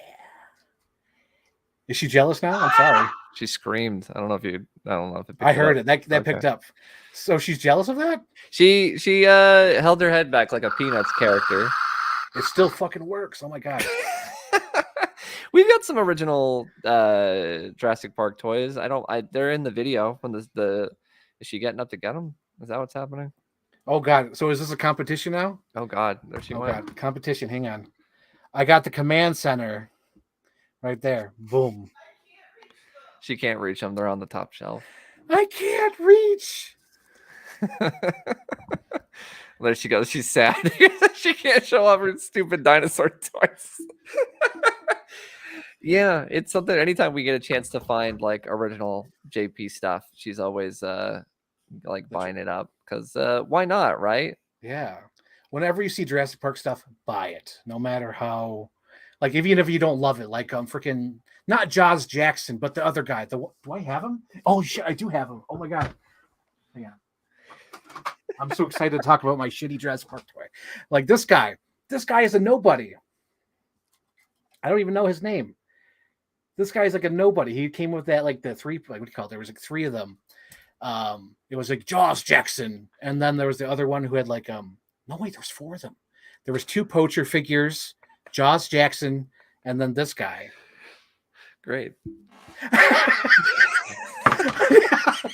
What were we talking about? Oh yeah, it just became a dick measuring contest with Jurassic Park toys. Guys, I was asking you to send the link for the expensive dino figure. Expensive dino DNA. Dino DNA. Oh my god. Let's see. Oh, what's the other one? If it's not Namu, what the fuck is it? Oh shit. Give me a second. Okay, Anthony. Okay. What's another thing we could talk about as I'm looking this up? Toy related. I'm trying to think of like what's new in the world of toys right now. Okay. So I noticed a lot of the top 10s when those were coming out. People were like, this line was like my top of the year kind of thing. Yes. And I was trying to think of that. And like, obviously there was lines I really liked, but I don't know if I could, like, if someone asked you, what line do you collect? Obviously we're kind of people that collect a lot of stuff. Mm-hmm. There are people that are just Power Rangers, just DC, whatever. I can't be that kind of person, but like, what would you say is your top line that you collect? Like that's Like- your number one priority. Like right now, my Yeah. top priority, I think, would see the GI Joes, even though I can't, pose them, all of them. The GI Joes. G.I. Joe, I think, is definitely the best line out there right now because they are continuously improving. They are sort of upping the game every time and listening to the Mhm. fans, which I know is like such a common, like, we're listening to you kind of mentality. But it's true. It's like, true. they put out Yeah. that first line of figures and people were It's like, we hate true. this. It's true. So they listened and they pivoted to other stuff, and they've really taken it in a new direction without it feeling like jarring. It's not like it's like a new line all of a sudden. I think it's been enough of a gradual change that GI Joe's put out some great stuff. There's multiple things that I just didn't get last year that would have been on my top 10 because I only had Mhm. one figure on my top 10 that was classified, but Mhm. because you could do Big Bad Toy Store, I had Sergeant Slaughter in my pile of loot, and I was Mhm. gonna get it. I was just waiting for other things to show up. Some things never did, Super 7, so I didn't ship it Oh, in God. time. So now Oh my it's coming in God. the mail. It'll be here, but like that would have made it, but it Yeah. didn't. But I don't know. There's just so many different things, and it comes and it goes. There'll be periods where I Mhm. don't buy a Marvel Legend for months, and then all of a sudden Mhm. I get 4 figures because it just Exactly, happened to because like a whole be. line or something. Yeah. Yeah. It's crazy, and it's really weird that I see some people just sort of like very de facto of like, this is what I like. This is my number one line of the year, and I find that kind of difficult sometimes because. Yeah, I can go such long periods without ever hearing it. And I think it doesn't help now that, like, because of all the shipping delays and all these things that Mhm. are still going on, like, you forget about lines sometimes where it's Mhm. like, oh yeah, right, I pre-ordered that months ago and now it's here.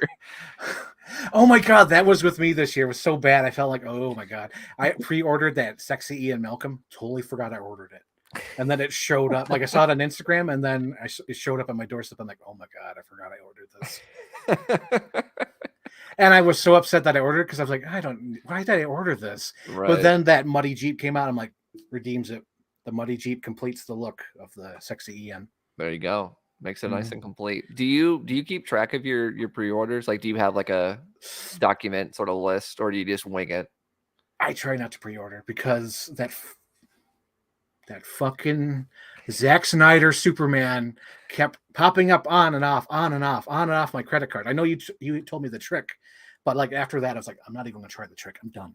I'm done with pre-order because it was such a pain in the ass. Yeah, I 'Cause don't it was pre-order from like Target like that. No, I it can't. was like 3 months. No, you just can't.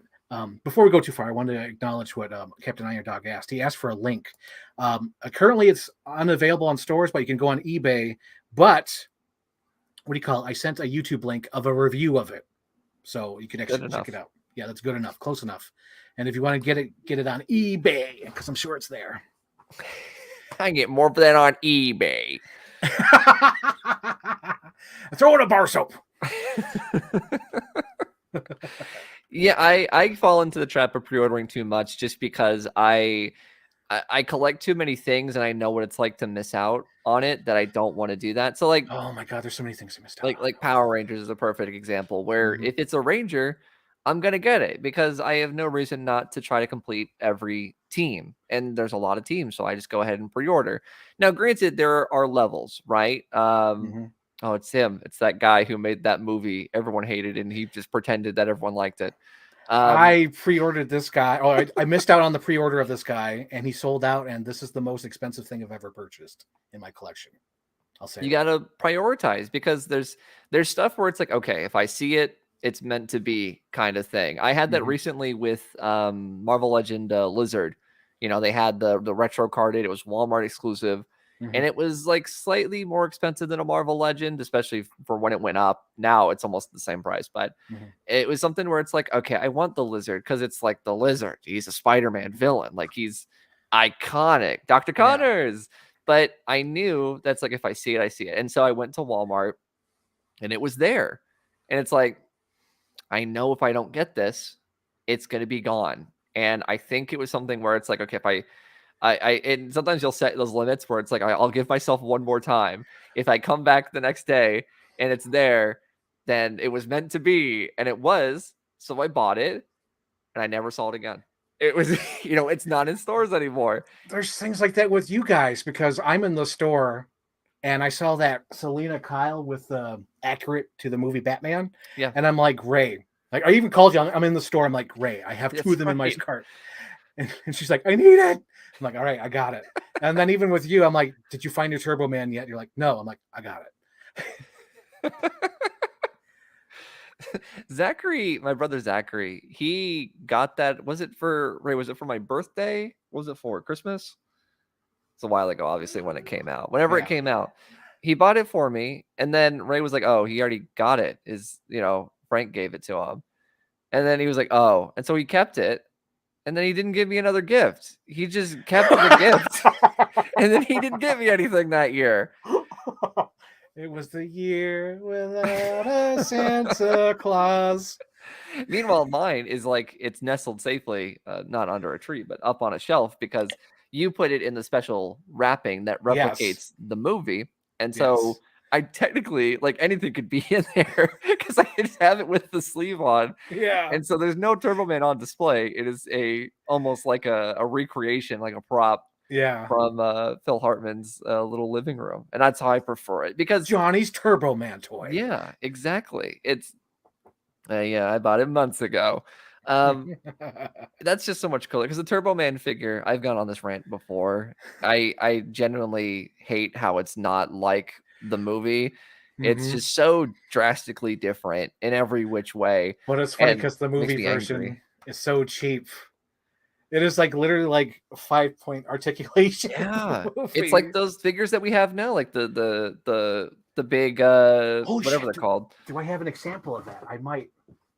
So I know we've got some of them somewhere. Oh, I think I do. Do I have it? Come on.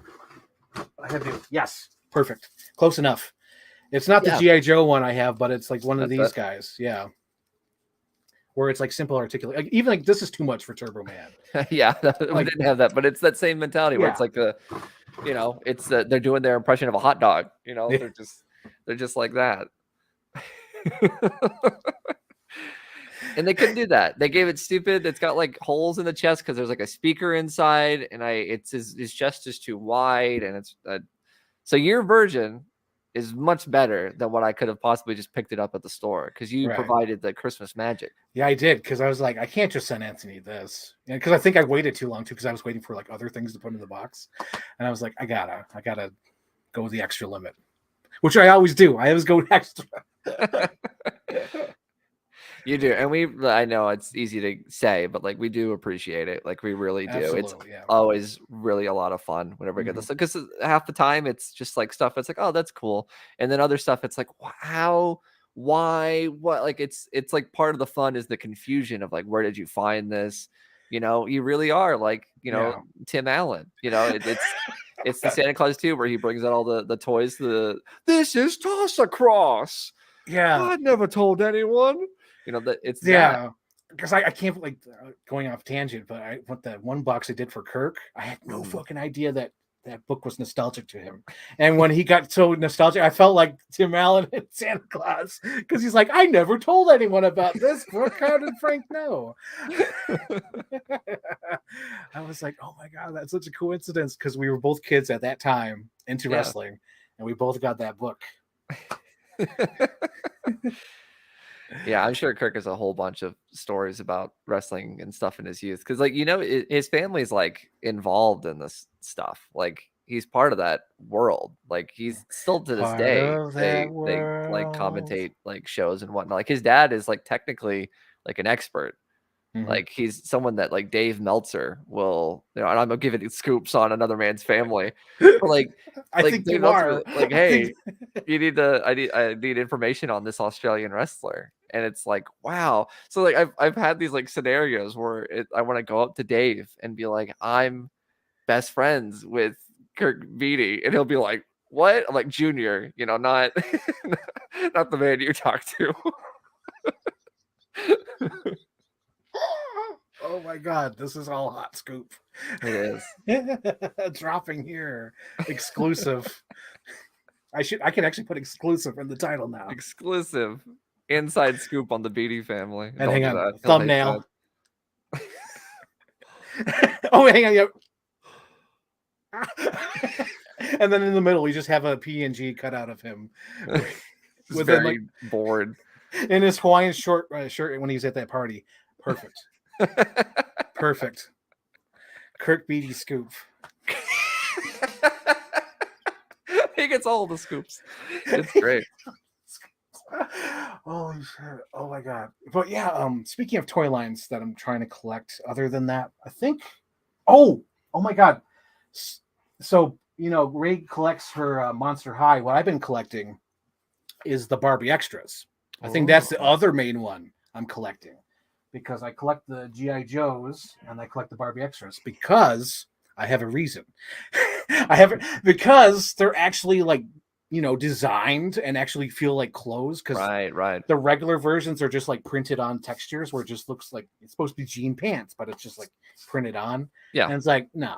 With these Barbie extras, it's like full on details designed for each one of them. There's some of them I skip because I'm like, you're straying too close to the sun with that one. Like, I don't like that one.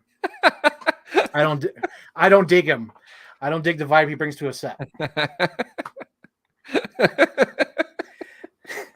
But yeah, that's the other line I've been collecting because I really like them. They're like all unique and have like a different characteristic. Yeah. That's fun. There's a lot of this stuff that goes into it, like you Mhm. said, it's not just like the basic printed on stuff, like it's Yeah. legit, which is Yeah. cool. Like, Mhm. and it's something that just comes with admiring figures and dolls and just toys in general. Like there's so much stuff that goes into it. And yeah, a lot of it is just massively manufactured bullshit. Yeah. But Mhm. especially when you hear some of these guys, I think that's what I like about a lot of the like current day Hasbro Mhm. stuff, because a lot of these people are on social media and they do these streams and like you can like talk to them. I know this because I have.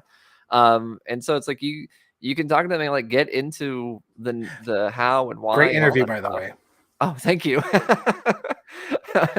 Yeah, it was that was a lot of fun. I did an interview with the GI Joe team last year, and that was a whole lot of fun.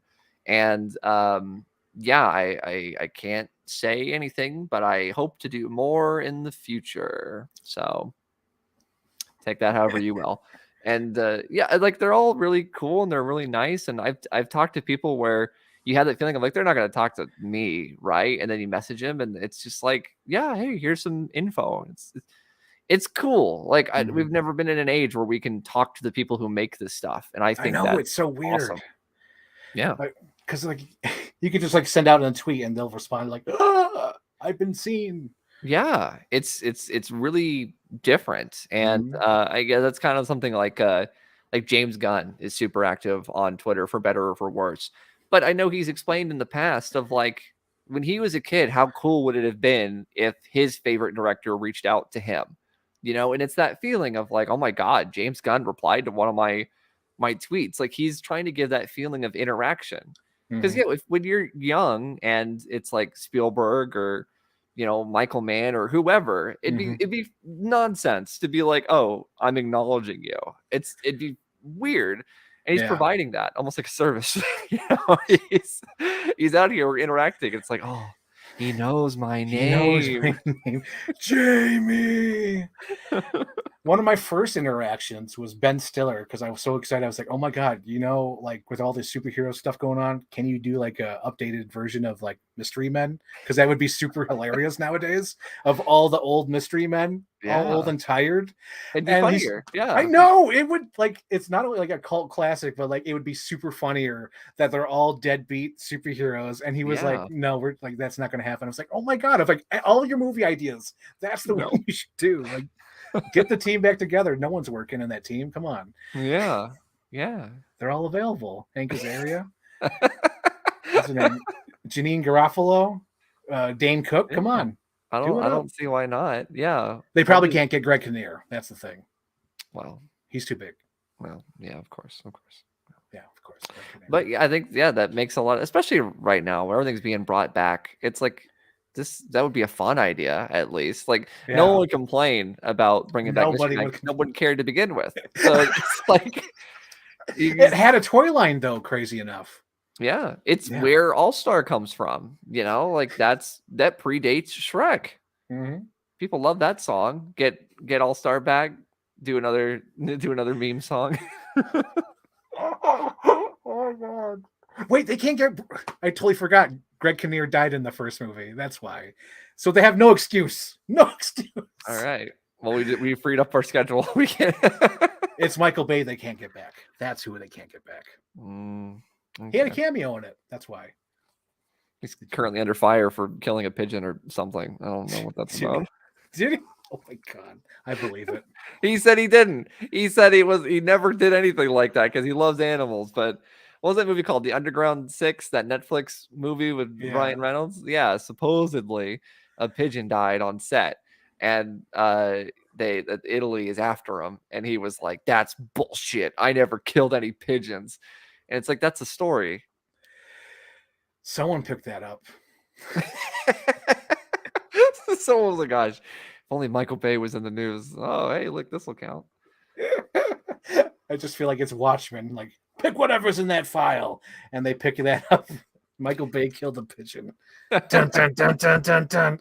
Dun, dun, dun, dun, dun, dun. I could see it. Perfect. Now there's a guy that makes movies for toy lines. Like not even count like Transformers, but like that guy is playing with toys. Like that's his movie making. Exactly. Yeah. That guy's crazy. Did you know that the reason he came back to the Transformers franchise is because he rode the ride at Universal? No, I didn't know that, but I believe it. Yeah, he was in line because they made that 4D ride or whatever at Universal. Yep. And like he hadn't had a chance to like ride it because he was making movies. And so he finished making the third, and like he went there and he saw that there was like a huge line, and it inspired him. He's like, "I'm not done."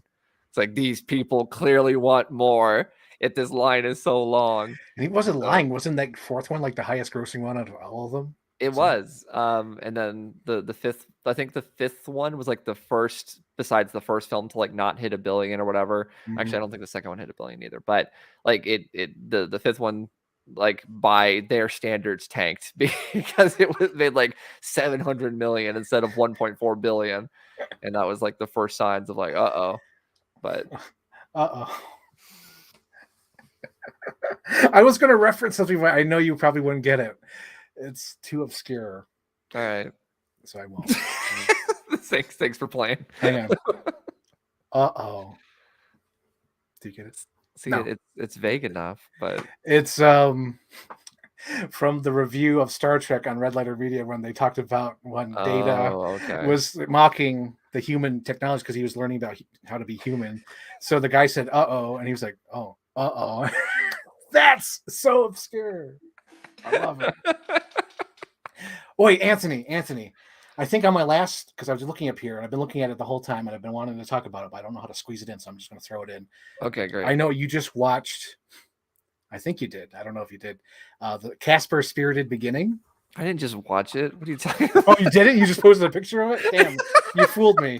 You fooled me. Because you brought it up. I looked up Casper's Begins, whatever you called it, and I just posted a picture because it looked like nonsense. Because so like I feel like you'd have seen it though. That's your era. Saw it. No, I watched the first Casper because the first Casper was the #1 movie at the box office the day I was born, and so my gosh, 1995, baby. It would have been Batman Forever if I was born just a little bit earlier or. So but it's Casper, and I loved Casper as a kid, but I never saw because I saw other Casper films. I saw the one with Lizzie McGuire. What's her name? Wendy? Hilary Duff. Yeah, she's just as Red Riding Hood the whole movie. Yeah, I saw that one. And then so like when you were a kid. Did you ever have VHS specials where it was like, this is the one I have, so this is all I can watch? There's two films I can think of specifically I hate because it's all I had. And the two examples I have is we had a Casper like Christmas thing, and I hated it because it's the only Casper thing we owned. And then the second thing I had was Scooby-Doo and the Ghoul School, which is where Scooby and Shaggy go to that school with all the girls that are like the daughters of the monsters. Yeah. And like I watched that as a kid, but it was the only Scooby-Doo thing I had. So it was the only one I could watch. So I watched it a million times. I was like, I hate this movie. So if it's on like nowadays, I'm like, ugh, Ghoul School. Actually, no, because I think by the time I got to that age of like all the spin-offs, when Michael Eisner went crazy and said, I want to make a spin-off out of everything. Let's do this, do that. I think I was already aged out Okay. of that. Yeah. You didn't Because have any Peanuts specials on VHS that was like New Year's or birth. I had New Year's. I had birthday.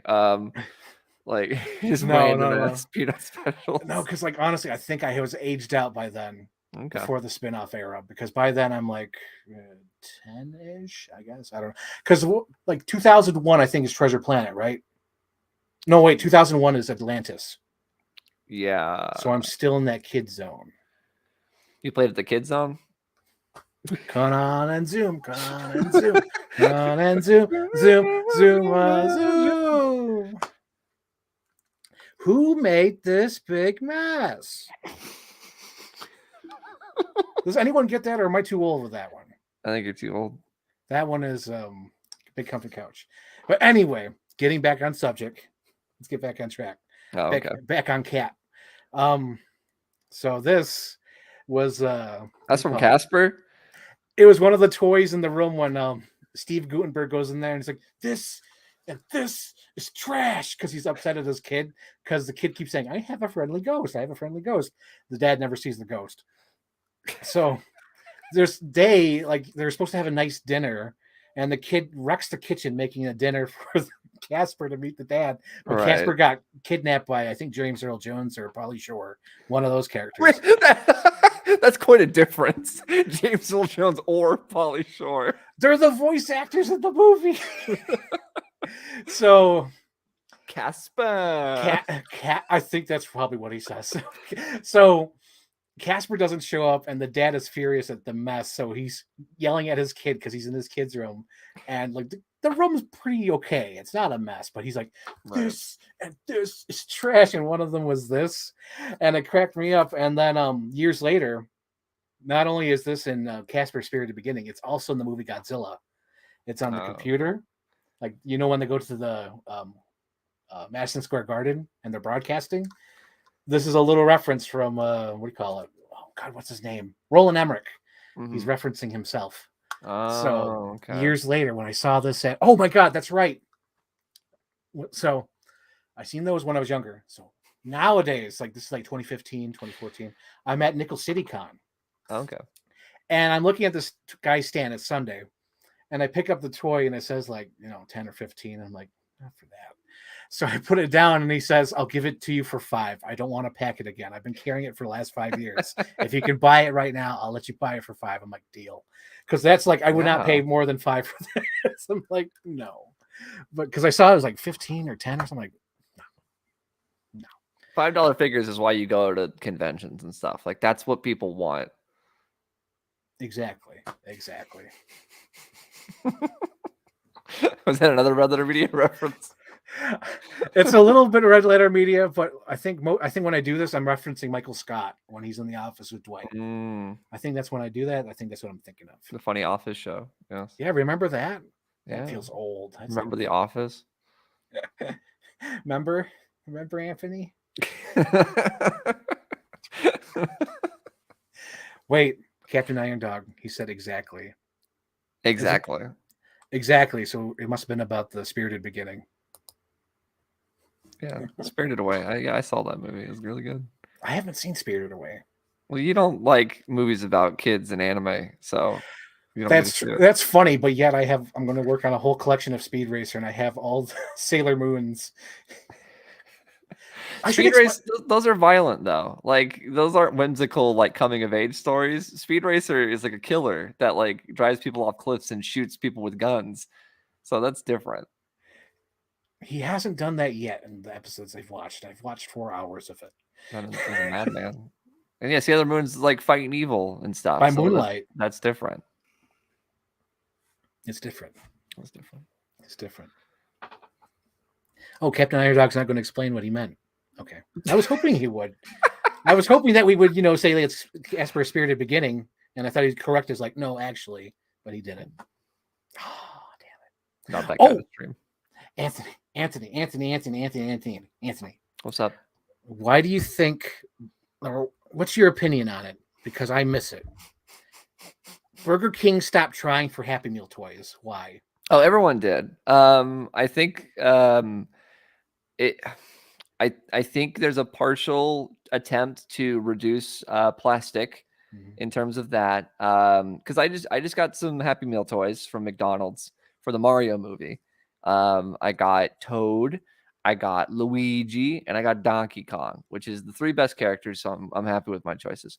And there's no stickers, and they don't do anything. They're like little features that barely work.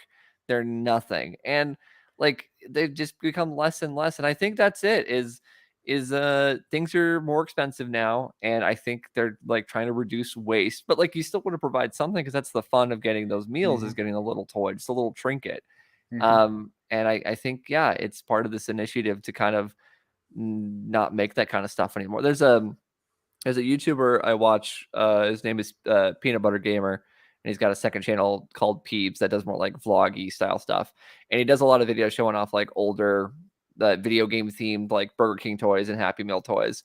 And yeah, it is night and day. Some of the ones from the past that are like full on playset almost, like you connect them stuff, and then all of a sudden, yeah, nowadays they're like just like little trinkets that you can't do anything with. Probably one of the most famous ones is like the Inspector Gadget McDonald's toy, the Matthew Broderick one, where it was a Build-A-Figure. Like you could buy all the pieces, and it's like, that's wild. That's like an actual toy. You know, we wouldn't be able to do that today. They would never. I can't like. Oh my god! Like Vietnam flashbacks. Holy shit! Like we traveled to every McDonald's back in the day to collect all those pieces, and I think like the last piece was like a week after it ended. And it was like randomly one of the extra, you know, how they have like, we have a box full of, you know, extra ones. Yeah. And it was like, I think it was like the hat or something like important, or maybe like the wristwatch, like the belt. I don't know. But like, I love that. Hat, like the beginning of Toy Story 2. Oh my God. We're getting Al as a figure before I saw Sticky that. Pete. Oh my God. Before Sticky Pete. Oh no. They really don't want him. He's not going to sell. Of all the Toy Story toys, I want a Sticky Pete.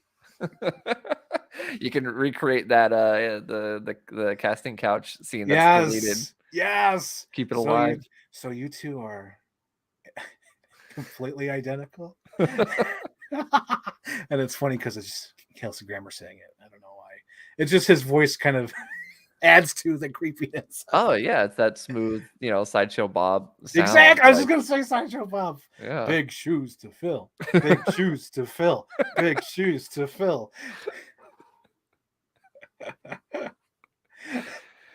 Hopeless, utterly hopeless. I think Iron Dog did explain. He says, I got the chromed Batman Robin Mr. Freeze figure with the VHS Batman Robin movie and a Batman Forever dinner tray for like $13. See, that's exactly it. You want to go for a bargain. You know, those like bins that are like under the table. Sometimes you have to pull out and like sift through. Yes. Like that's what you're there for. Because you know, if I want to buy an expensive toy, I'll just buy it online. You know, why bother? I want to find something where it's like, this is weird. I just went to a convention. I say it was months ago. I went to a convention with my brother and Ray. It was like a gaming and like retro convention.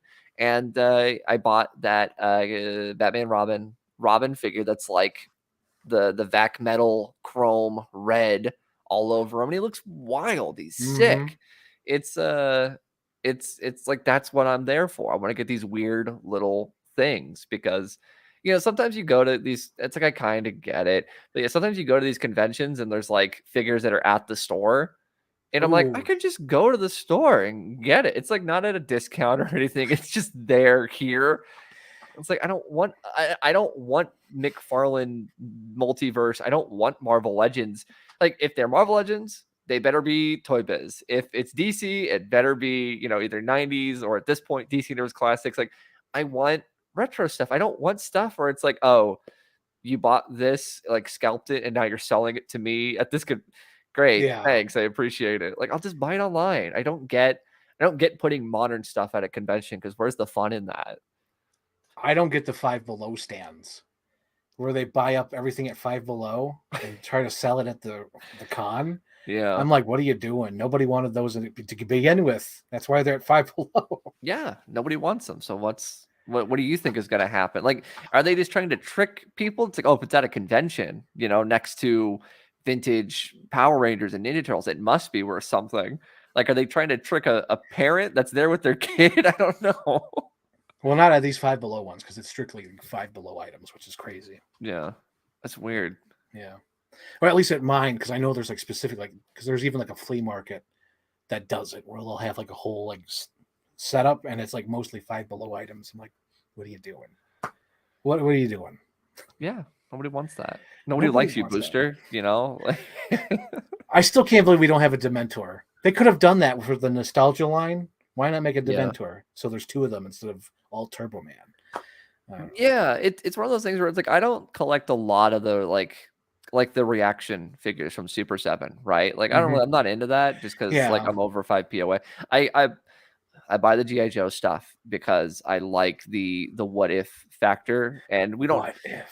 Before the last couple of years, we didn't have any G.I. Joe merch. So like you with Jurassic Park, I'm like, give me the G.I. Joes. So, like, Exactly. I get it, but for all the stupid stuff that they make, you're telling me they haven't made like some of this stuff that is toyetic? Like where is Jingle All the Way? Where is was it Small Soldiers? Like where is all that stuff? That is people. I'm not a Small Soldiers guy, but everyone else is. Why don't they make it? Because people want it. I hear them talk about this stuff all the time. Nobody's making it. Maybe the rights are just that entangled that it's impossible. I don't know, but like, because I feel like think? NECA could do like just do the Chip Hazard and Archer, see how those sell, and then Yeah. go further down the line. Because we're getting freaking gargoyles. If we can get Yeah. gargoyles, can we get like Small Soldiers? Speaking of gargoyles, I have to stop my collection because after displaying them with their full wings, it's like I can't. I just can't. They're too big. They're making a Phil figure, right? A Phil Dragish gargoyles figure.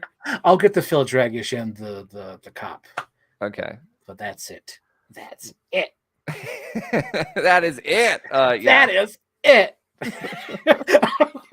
Do people get that reference? I know people know it from what was it? What did I call it? Oh, how much longer does the program need? I know probably people get it from there, but people do they know what the original source is? That is it. That is it. Let's see. What does Captain Iodux say? I just seen some Small Soldiers figures in the box at a recent con. Oh my god, I bet they were super freaking expensive. Because there was there's a figure that I want from Small Soldiers from the original line, and I think it's like $500 or something. It's the Kip Killigan. Because Kip Killigan is like one of the last of the toy lines, so like probably Series 3, Series 2, whatever. Yeah. But like Kip Killigan is like super expensive. And I remember back in when we used to watch Wrestling Figure Podcast, when they did the toy hunts in the background, I remember seeing a Kip Killigan. I'm like, oh my god, there's a Kip Killigan, and that's how I looked it up and saw that it was super freaking expensive. So I was like, holy shit. It's wild. Because they didn't, I don't even think they have all the soldiers, because I don't think they ever made a Link Static. They made a Butch Meat Hook. No, wait, they never made a Butch Meat Hook either. They did what's his name? Brick Bazooka. Reporting for duty. Yep. They did a Brick Bazooka. Nick Nitro. They did him. And Kip Killigan. So they never did a Link Static, and they never did a Butch Meat Hook Sniper. Complete the set. It's 2 more. I know, right, Anthony? Anthony. They tested poorly those 2 characters. They were just like, we're not doing these 2. We're not doing this. We're not doing this. But yeah, there's so many toys. Like, there's too many toys, but yet there's not enough toys. Yeah. There's just an overabundance of the same toys in a way, and stuff where it's like you say in your head, like, oh, it'd be cool if they made toys of this, and then they make it, and you're like, I'm not buying that. What am I gonna do with it? Where am I supposed to put it? Like, it's pointless. Like, there's just so much, and especially because everything's so much more expensive now. Like, everything is so, I don't know, it's getting dangerously close to not being fun anymore. And they're making D&D figures because there's a new movie coming out, and they're basing the toys off the cartoon from back in the day, which I have no connection to, but people Yeah, who was do. that? Who? I didn't even know until because I saw those toys in the store. I'm like, why? Why? Like, I feel like the Lauren Michaels. Yes, but why now? Why now? Why now? So, yeah, they made those, and I've seen a lot of people have QC issues. Pixel Dan specifically got one of the characters. I don't know their names. The Archer, and like That's right. He bought like 3 of them, and they kept breaking. And I was like, his get wrist another broke one. in the same spot, and then like eventually he requested Hasbro for, and then they sent him 2 different figures. And it's like, well, that's not helpful, you know? And so it's like, not only are we making things for people like not many people want or know about them, but they break. So it's like you have these toy lines. They're made of cheap little plastic. It's too much. It's just way I just too want to go with that. much. Chocolate until the eyes come out. You shouldn't wear fur. Oh my lord. It's too much. Too many Okay. toys. I'm sick of it. Okay. So Anthony, Okay. what was your favorite toy as a kid? Because we gotta talk about this. As a kid, As a kid, as a wee child. I mean, I had a lot of toys as a kid. But who was your main guy? Because you must have had a main guy. Because I had a main guy. My little main guy's right here. I had to rebuy him because my original one was tore up and exploded. But right there, this little guy. He was like the main dude. I have to wonder, because I had a very like tidy room as a kid. And I have to wonder if like because of my early exposure to Toy Story, if I had sort of a mentality of like, well, I don't want to leave anybody out. You know, like did I have something as a kid where I was like, I don't want to have any of my toys feel like they aren't appreciated kind of thing. So I don't know if I had. I mean, I can think of a bunch where it's like that was something I played with all the time. Batman and Robin toys, because I was 2 years old when the movie came out, so I got a bunch of Batman and Robin stuff. The Mr. Freeze with the translucent bits, and it's got that like freeze gun with the things coming out, and they whatever. Obviously that was a big favorite of mine because he had the red goggles too, which for me that was made him look like Sub-Zero, Mr. Freeze, because that was the movie the movie that came out at the same time, the tie-in. Yeah, exactly. And so that was like my thing. That's why Mr. Freeze is my favorite, because he was in a live action movie and a cartoon movie at the same time. Where is Barbara Gordon?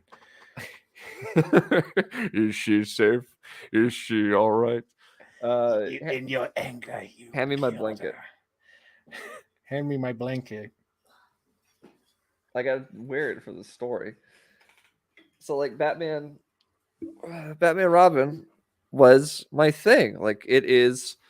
I'm like Rocky at the end of Rocky 4. We can change the world. We can change. If you could change, I can change. We can all change. so it's like that was a big one for me. My X-Wing that I had from Power of the Force, that was my favorite vehicle, I would say. Yeah, Mr. Freeze is that translucent beautifulness. I love it so much. And then I remember because I did have regular Buzz and Woody, but I remember I had a Buzz that was gray, and he had a purplish visor thing that came down, and his wings would flip out into wheels, and he would like transform into like a little like a sled. And he would drive around, and it was like a perfect fiddle toy because like he had boosters on his legs that would spin around and do all these things. And so like if I have to think back to toys from when I was a kid, those are the 3 that come to mind because like I just always had them. They were just like I pick them up, and I consistently played with them. And the Lightspeed Rescue Megazord from Power Rangers. That's another one. But yeah, Mr. Freeze, I guess, is my number one, which is why Mr. Freeze is my guy. You know, I love that character. It's a good thing I lucked out because he's also like a good character. Like, could you imagine if I was like, my favorite's the Mad Hatter? Like, that would suck. You know, you're like the one guy pushing for him. Like, I want the Mad Hatter action figure. I want him to be in the movie. But now everyone loves Mr. Freeze, and it I can't be upset because I love him too. But there is that kind of hipstery thing because now everyone's like, oh, the Batman 2 has to have Mr. Freeze, and I'm like, shut up. Like, who is gonna? No, they're just gonna go with the regular guys. Oh my god, they're just gonna go with the Shawn Michaels and Ultimate Warrior. They're not gonna go off the road. You know what I mean? Yeah. They're just gonna go with the main dudes. Be Two-Face or Joker, one of those guys. Damn it. Aggravating, Anthony. Aggravating. I know we've breached the 2-hour mark, but we've breached. we're talking about the Batman now. Did I ever on a podcast or anything explain my fake out Hush reaction in the movie? No. Okay. So in the Batman, right, there's the part where Bruce Wayne comes home and he turns on the TV and all the stuff is being leaked about his dad, right? And Skater Boy's rocking on MTV. Yeah. So he comes on home and turns on the TV. Bruce Wayne on the TV. So all this stuff is being divulged about his dad. He about calls up Alfred. They already know. There's oh my god. Let me finish this. So yeah, there's stuff going on, and they mention a reporter whose last name is Elliot, and so I'm thinking like, oh, this is how they're doing it. And then what goes up on the screen? A big old newspaper with red paint that says "Hush" with an exclamation mark. And so I'm watching the movie and I'm like, are they combining characters? Because Hush is a very kind of similar thing where it's like a masked killer who is like Batman has to find out, and it's tied to his origin, childhood friends, tied to their dads. And I'm like, are they turning it into he is like Edward Nashton is a code name for Thomas Elliot, whose dad was killed by Thomas Wayne, like kind of like the comics in a way, putting its own spin on it. And so in the theater, Ray and I had the exact same reaction of like, oh, this is how they're doing Hush without actually doing Hush. And then it was like, oh no, they're not. Oh no, they're not doing that. And so now it's like, well, I don't know how you do Hush because it's the same thing. Okay, I'm glad I'm not the only one because I thought they were doing something with just put Hush in big letters after saying the name Elliot and expect Batman fans not to tie some sort of connections together. The director has no idea who Hush is. He don't know her. Someone is reading Hush. Yes, I've seen that. Because she's writing a story. So be on the lookout, everyone. This is a plug. She's going to be writing the Batman 2. It's another hot scoop exclusive. We got some huge drama here. We got huge scoop. Ray Sketches is working on a Hush story. I have that microphone too. It's a snowball. Over there. Was there a movie where there was like a magic snowball? A movie with a magic snowball. I feel like there was. There's Snow Day. The movie Snow Day. There wasn't magic in it. No. Krampus? Was it Krampus? Ray says Krampus. Ray says Krampus. Ray has seen Krampus, so she has more knowledge than I do, who hasn't seen it. But Ray has seen Krampus. Exclusive. Hot scoop.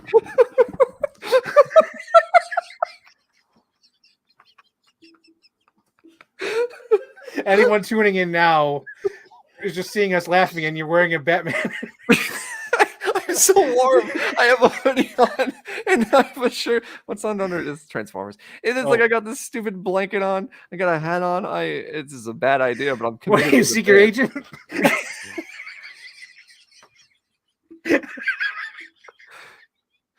Oh my god. Holy shit. Oh my god. Hot tips and exclusives on this. Hot scoops coming through. Hot scoops. Should you explain your hot tip of Target pre-orders for those who are listening about toys? No. Or do you think no? No, Anthony will not be dropping the hot scoop. I'll explain it. I'll explain it. So, yeah, I lost my train of thought. Okay, so Target, the way they do it, if you put a pre-order on it, they'll just like continuously charge. I mean, they won't like it's just one charge where they'll charge you for the pre-order and then it'll go away. And then like a couple weeks or days later, they'll charge you again. And so every few weeks you notice that $34.99 is missing from your bank account. And you're like, this is annoying. This is terrible. So buy a gift card and have that be the payment for hello everyone. This is my address to the union. So what you do is which kind of voice should I do? Like a Johnny Carson. You buy a gift card. Jimmy Stewart, bring it back. Jimmy Stewart. you buy a gift card for Christmas. You buy a gift card and you use that as a payment instead of your debit card. And then it'll charge the gift card money instead of the debit card. And that is how you get around the continuous charge. This is if you kind of sort of turns into a Bill Cosby impression if you add like a southern drawl. Well, you see, you use the gift card.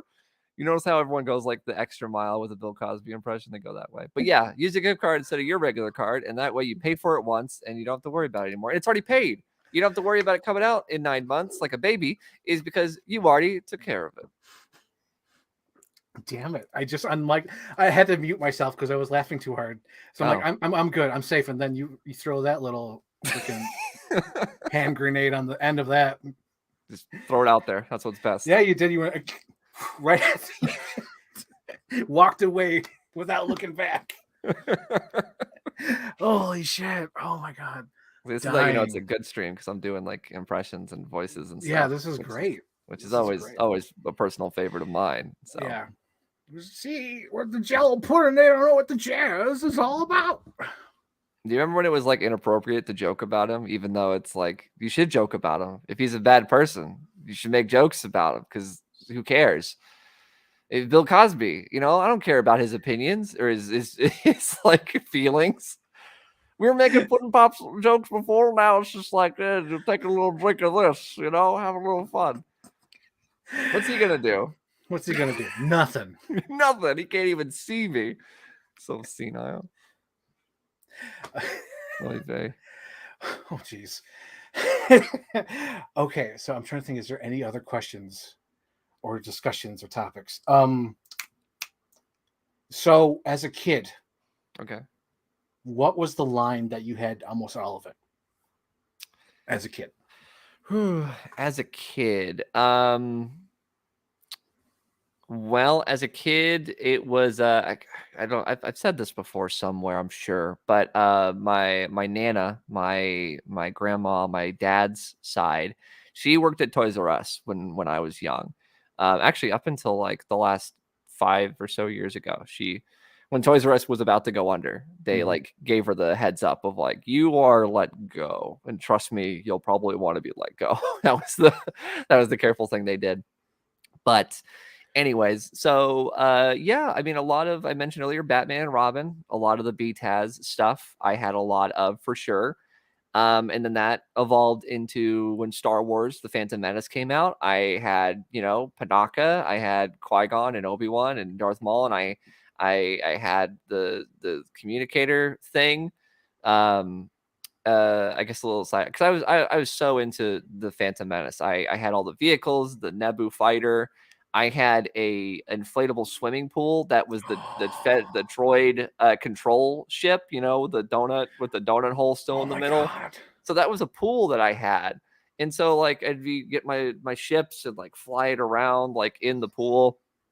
I was the only child up until the age of 5. So like those early years were quite involved. And then the in sequels that regards. and then everything changed. Everything So that I sort of diminished. And then following that, it was Harry Potter. Oh. When the first Harry Potter came out, Dude, there were so many toys with Harry Potter. Oh my they were. god. Is Mattel had the Harry Potter license then, and they released a whole Damn. bunch of stuff. So Mhm. I had stuff in the box and out of box, because my parents were like, we're going to be smart about this one. We're going to make sure, like, they somehow knew of like, this one is going to be the one that matters. So we'll get them that. So yeah, I had all the characters from that. The big chunky Hagrid that, like, if you could use it as a brick because it was a thick thing of plastic back in the day. Nowadays it wouldn't be like that, but back then it was a blunt object that you could use to hit somebody with.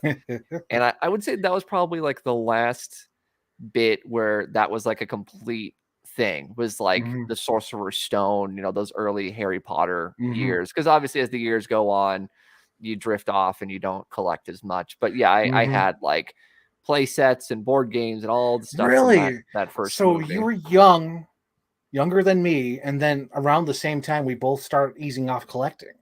That's interesting. Yeah. I would say probably like Revenge of the Sith is probably around that 10-year-old mark. But Yeah. like I said, when I was growing out of it, my brothers were collecting. So like I still experienced all the toy stuff through them. Mhm. So when they got into whatever they would get into, because like I guess technically for remaining in the world of Star Wars, Michael would then get into Clone Wars. So like, even though if I had been just normal around that time, I wouldn't have had any exposure to that stuff, Mhm. but because Michael, that was his Star Wars, I Mhm. have all this exposure to the 2007 Transformers line and Revenge of the Fallen Mhm. and the, like I said, Clone Wars and all that stuff. I have exposure to that because of them. But one of the last like toy memories I have is I went to Toys R Us, and this is around the time the second Harry Potter was coming out, Chamber of Secrets. Mhm. And I'm looking, and in that film, there's the sword of Godric Gryffindor, which is presented to someone that like represents what it means to be a Gryffindor kind of thing. And Mhm. so it's so funny because it's one of those things, much like a lot of franchises. In the early days, it's very whimsical and fun, and then it gets really like bogged down with the details. Because in that film, when Harry is fighting this big animatronic snake that's a real fucking snake on set, it Mhm. materializes out of the sorting hat like a magician pulling something from a hat, and he pulls it out, and it's boom, it's the sword of Godric Gryffindor, and he fights this giant snake. And I thought that was the coolest thing ever. It's so magical. Mhm. And so I saw a sword at the store, and I was like, that's close enough. Like, can I get this, please? And Mhm. I can't remember if it was my mom or my nana, but they like motioned, like, look a little to the left. And there was a toy of the sword. Like, it wasn't just, it looked like the sword, it was the official toy of the sword. And I Mhm. was speechless. I was like that kind of thing. I'm like looking back at them, like, like I Yeah. need this. And of I course they're like, well, of course, like you could, it's like one of those magical moments, Yeah. and I guess kind of toy stuff, to transition to the modern era is like the toy stuff has always been kind of out of nowhere, because the whole Mhm. reason I started collecting is because Revenge of the Fallen was coming out, and my mom gave us the go ahead of like, yeah, tell your nana to like pick you guys up a bunch of toys on her way home from work. And it's like, what? Like, like, we don't just get toys. Like when we were kids, you waited for birthdays and Christmas. There wasn't just random times where you get Yeah. toys whenever you want. And so like my brothers got all these things, and then I've told this story before where it's like I started looking up like what were the best toys, and that introduced me to toy reviews, and I found this whole community of adult collectors, That's right. and I Yeah. was like, holy shit, there's a world of this. So it's like these spontaneous moments are the things I remember for toys, where it's like, and I guess that's always the thing that I'm a proponent for, where it's like, if you can provide a kid with like a magical moment, please do Mhm. so. Because like when you get older, you realize how awful the world is, and you get depressed, and you get like all these things coming down where it's like, gosh, there is no magic in the world. This sucks. But when Mhm. you're a kid, you still believe in magic. I don't know about you. I believed in Santa Claus until I was like 9 or 10 years old. My Mhm. parents had to break it to me. I lost a tooth, and my mom was like, I have to, she took me into the garage, and she was like, "The tooth fairy's not real, and Santa Claus isn't real either." And I Oh my God. I wanted to cry, Yeah. because magic is dead. Nothing, everything used to be possible, and now nothing is possible. And Oh. so it's like, if you could provide a kid with a moment where you break the rules just Mhm. this once, you take them out of school to see a movie or go to the zoo, or, not every time, but that one time they ask, "Can I have this?" Just go, "Yeah." And it's like, they're going to be blown away, because it's like, wait a minute. We're not allowed to jump on the bed. Like, we're not Yeah. allowed to have candy after 8. If you just do it like once or twice every now and then, it's going to blow their mind. I Mhm. don't know if you ever had those moments as a kid where it's like the rules were suddenly lifted and you almost felt like magic was real. But those are the moments I remember, Yeah. especially with toys, where it's like, I remember this now. I think I was 6 years old when I found out Santa wasn't real. And That's I so think I explained it in the other podcast, but it's okay. I'll explain it now because this is a different toys theme. I went downstairs to go to the bathroom, or I heard like noises or whatever. So I went downstairs, and my mom was setting up the RV command center from the Lost World with all the Right. dinosaurs, like all the toy line or whatever, or most of the dinosaurs. And I was like, "Oh wow!" And she's like, "Go to the bathroom and go back to bed." And I'm like, "All right, the Santa coming?" "No, there is no Santa. I'm Santa. I'm making sense. I'll go to bed." There's no Santa. I'm Santa. Yeah, because Oh. like she's like really big on that. Because like my mom was like, "Don't tell kids that there's Santa." It's like, I paid money for those toys. Why is he getting all the credit? It's like I worked hard for those. So that's my introduction of That's finding out hilarious. Santa wasn't real. I was like, all right, it's fine, because I went downstairs and there was the RV command center with the little Humvee with the little Friar, no, not Friar Tuck. The hell, is it Friar Tuck? I think it's Friar Tuck with the Humvee. And then there's Kelly, and then some of the toys I already had. And then I think there was even a freaking high hide. My mom got me the high hide. Hide, So it was hide, you go up and hide. Hi. hide. Yeah. It keeps you out of the ways. I don't know the rest of the line of the movie, but yeah, it was a high hide. It's pretty great. Yeah, Ray wanted to confirm that it was her brother that aggressively broke the news that Santa was not real. So yeah, you guys were both like little kids. Mine was like a limit. It was We like were you're getting up Padawans. there. You guys, yeah, you had the magic purposely like broken in a way that was a bit more mean spirited. Mine was like, you are gonna get bullied soon. We gotta we gotta let you know. Oh my god, yeah. Jeez, I know what you're talking about, because there's that era where you have to kind of grow up. Yeah. Because they're okay. So it was like I think 2000 or 2001, but like it must have been 2000, 2002. So 2001, everybody loved Captain Underpants or whatever. It was great. And then the very next year, nobody gave a shit. It was all about Right. Harry Potter. And I was like, ooh, I got to duck out of this. Yeah, no, it's absolutely true. I mean, and that's why, especially with some of us, like I know for me, definitely, when you reach that period where you become a teenager and you sort of like maybe go back into those old ways, especially Mhm. for me, because that's when I discovered toy collecting and comic books.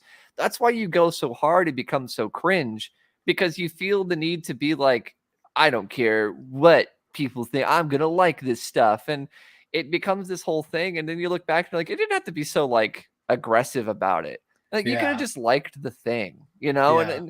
and that's just something we all have to kind of go through. Because I remember that, that obnoxious period of like, and that's especially because that for me, that's the early 2010s.